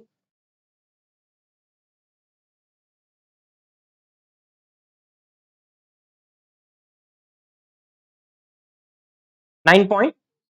Amount lent by factor. 67.232. 9.272. 67.232 into 100 into 100. What is the percentage you get? Compare this with the bank loan rate. Compare this with the bank loan rate or cost of capital. It need not be bank loan. Earlier I was funding the receivable. That funding means against that receivable I had debt equity preference. All the money was there. Cost of capital is 16%. 16 better, 13.79 better, 13.79. 16 better, 13.79, 13.79 better. Any doubts on the example? I'll repeat this one more last time. Factoring is an arrangement where the firm does sales on credit, only credit sale part. I don't want to collect the money. So I bring in an external professional. He says, I'll collect the money, also give you. See, bank when gives money, just gives the money. They don't do any extra work. Factor gives money, also does extra work. Extra work has an extra cost and saving. Extra cost and saving. Extra cost, commission. Saving, bad debt saving, credit admin cost saving, and rarely cash discount saving. Customer does not pay, sell the receivable to a factoring agency. He will give the money, factor will collect the money, factor returns the reserve, cycle continues. Two types of factoring. What are the participate? Two types, with recourse and non-recourse. With recourse means what? Risk of bad debt lies with the company. Without recourse means factor is ready to take the risk. Two ways of analyzing it. One is benefit of factoring. Second is one is cost benefit analysis approach. Second is effective cost of factoring approach. Cost benefit analysis, benefits separately, cost separately. In the benefit, you will have interest cost saving will also be there.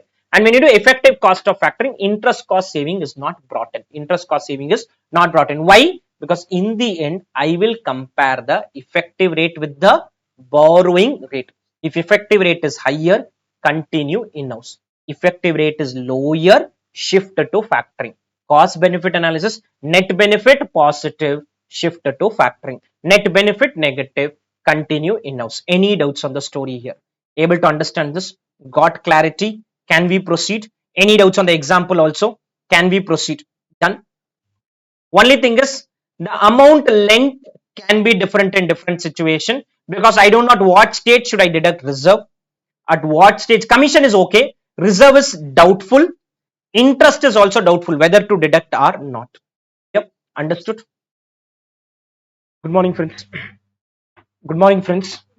Okay, let's continue with the discussion. We were doing management of working capital. One small concept and a question is pending. But before that, I'll revise the entire working capital once.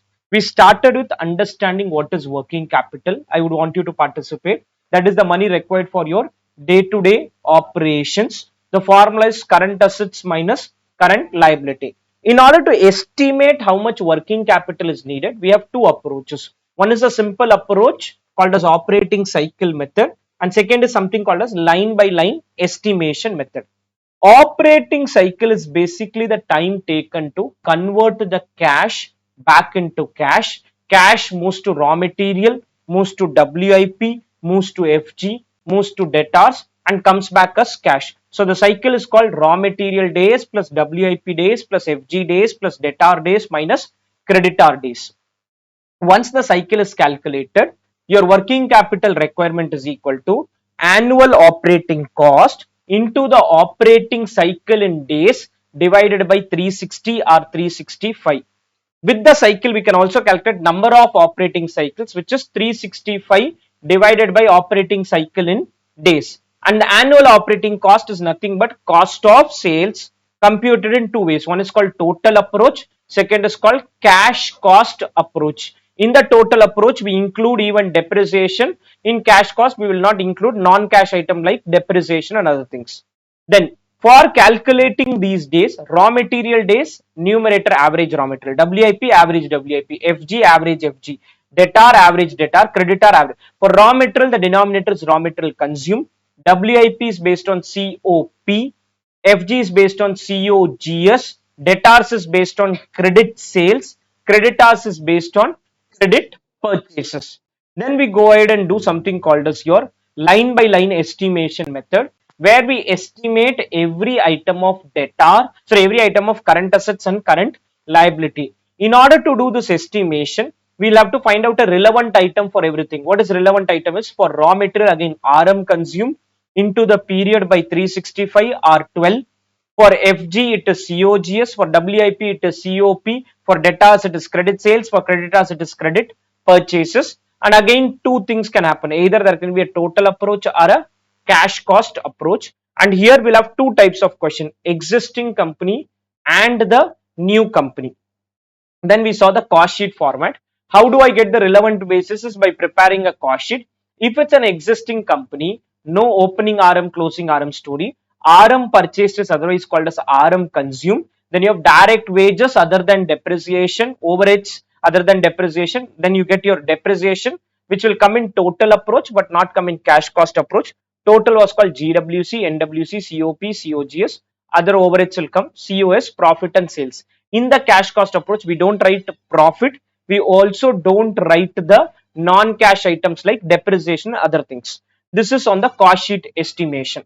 If it's a new company, then in the cost sheet estimate, you'll have to write opening RM as 0, closing will be estimated. Opening WIP as 0, closing will be estimated. Opening FG as 0, closing will be estimated. You'll have to estimate the closing value, and the opening values are going to be 0 as far as your new project or a new company is concerned. Then we saw something called as WIP estimate. Okay, total approach, cash cost approach. In total approach, we consider all items of cost, whether it is non-cash or cash, and also profit is considered, and credit sales is used for estimation of debtor. Cash cost approach, no non-cash item, no profit in the analysis. So cost of credit sales is used for estimation of debtor. When we estimate WIP, COP into production period by 365, but in this formula, you'll have to attach a degree of completion for every cost. We learned about concept of degree of completion in process costing, and that is what is used here. We'll have to attach the degree of completion. How do you attach the degree of completion? Is take the material cost, multiply with DOC, take the labor cost, multiply with DOC, everything with DOC, and then you can do a final production period by 365, or separately also you can calculate. If the problem is silent, DOC is 100% for material, 50% for labor and overhead cost. Then we saw safety margin. This is an extra margin maintained by the company to take care of the unforeseen contingency. For safety margin, you can either do it on the base amount. Base amount is given in the which we calculate into the percentage, or on the final amount. Final amount 100, contingency 10, base can become 90. Base can become 90, and accordingly you do the computation. MPBF is the loan given by the bank against our working capital requirement. In order to get the MPBF, bank will follow three methods. Method 1, 75% of current assets minus 75% of current liability. Second method, 100% of current liability is deducted. Third method, only non-core current asset is considered. Method 1 will give higher loan. Method 2 little lower. Method 3 the least amount of loan will be given. Then we saw optimum cash balance, which is nothing but EOQ computation, square root of 2 into annual demand for money into transaction cost per transfer divided by opportunity cost percentage. The number of transfer is calculated as annual demand by optimum cash balance. With this, you can calculate total transfer cost, total opportunity cost. Also, we learned about cash budget, which is going to forecast the various cash receipts and cash payment. Important thing is understanding the collection pattern of sales and the payment pattern for purchases and doing the estimation based on that. Once we get the closing cash, there can be an adjustment if the closing cash is negative or lower than the minimum balance.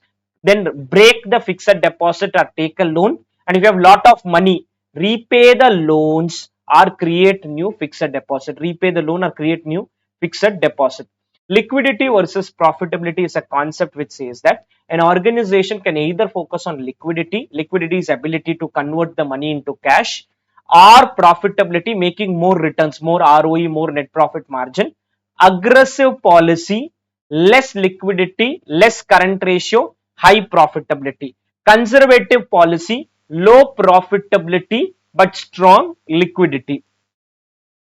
Then credit policy evaluation. There are certain benefits of giving credit. Only one main benefit is higher contribution due to higher sale. There are disadvantages. One, bad debt, which is credit sales into the percentage. Second, interest cost, which is credit sales into the production into the collection period by 365 or 360 into the interest cost percentage.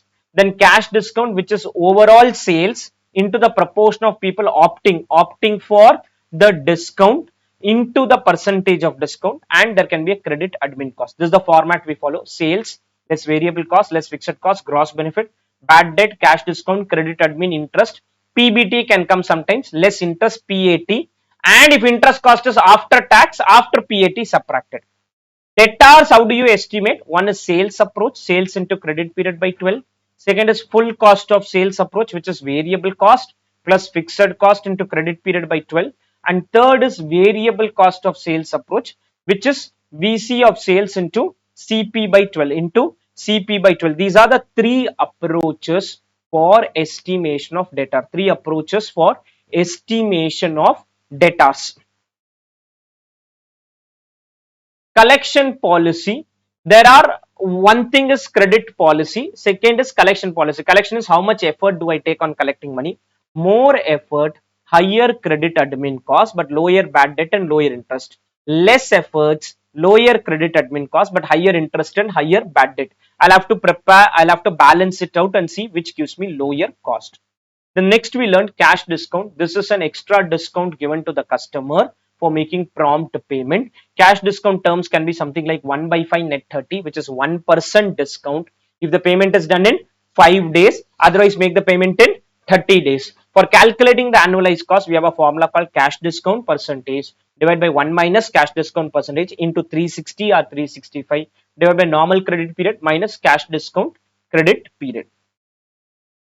Then eligible lending is after my receivables are analyzed, I'll go to the bank and tell them, can you give me loan against the receivable? Bank will scrutinize the receivable. Whichever receivable is fulfilling the condition, on that loans will be given. Not fulfilling may not be given. And loan amount is whatever fulfillment minus some reserve minus some cash discount. Then we learned about factoring. He is an external agency who's taking care of collecting money, also giving a loan to us for evaluating a factor. There are two types of factoring. One is with recourse. With recourse means risk of bad debt continues. He will come back to us with recourse. Without recourse means risk of bad debt is borne by factoring agency.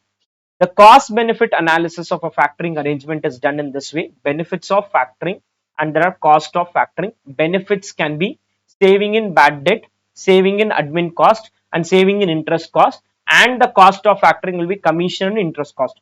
In case you are doing effective cost of factoring, we start with credit sales, calculate the receivable, calculate reserve, commission, amount eligible to be lent, less interest, and amount actually lent, and finally net cost divided by amount actually lent will give you effective cost of factoring for decision making purpose.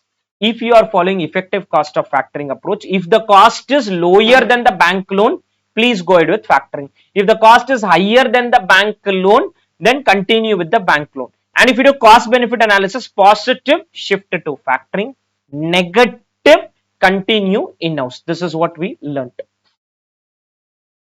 And one more thing we learned is average collection period. In case there is a cash discount and they don't give average collection period is equal to percentage of people opting for discount into the number of days taken, and percentage of people not opting for the discount into their payment period. This is what we broadly understood. I have last concept and then a question around it. Cost of loan with compensating balance. Now let us understand what is compensating balance story.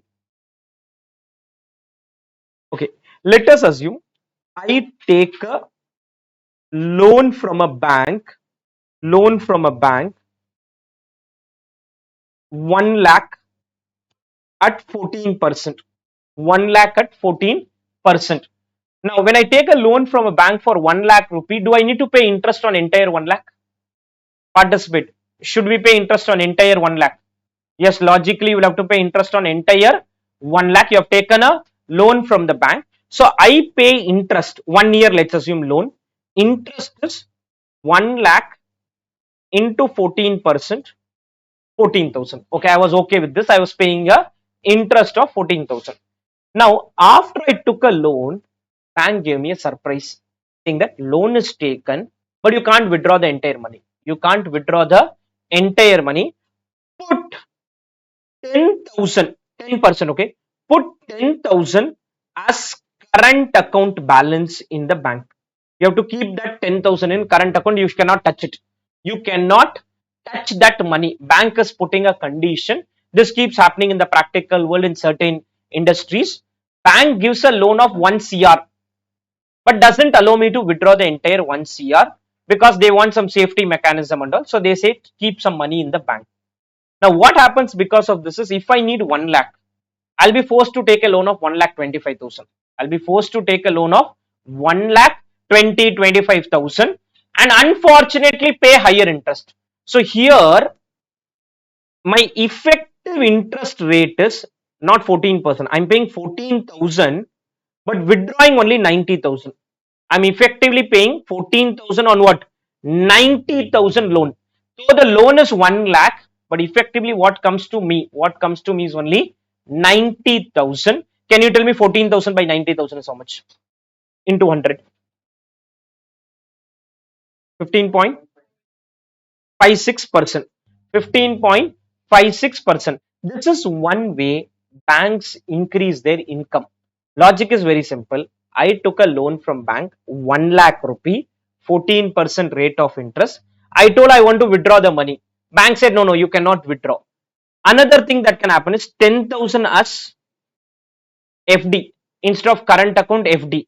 In that case, interest is 14,000 minus 10,000 into 5% I earn on FD.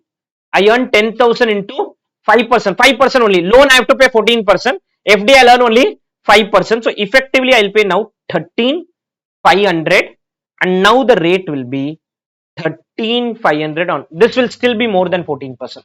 This will still be more than 14%. More than 14%. So what banks do is they do something like this. Let us assume 14% loan is taken. Hence the company pays interest on 100 rupee loan. Compensating balance needs to be maintained with the bank. Same cannot be withdrawn. Same cannot be withdrawn. So effective loan usable is only rupees 90. Effective loan usable is only rupees 90. I told, please allow me to withdraw. Bank says nothing doing. So my effective cost is 14 upon 90. My effective cost is what? 14 upon 90. This becomes 15.56%.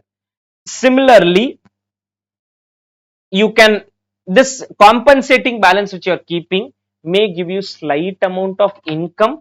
If it gives, then your effective cost will slightly go down, lend at 2 lakh at 15%, 10% balance is to be maintained. 10% balance. So I will pay 15 rupees interest on technically a 90 rupee loan. On technically a 90 rupee loan. Technically a 90 rupee loan. Able to understand the concept? Any doubts in this? Clear? With this, entire part of working capital management is over. We have done all the concepts and the last concept is also done now. Any doubts till this? Clear?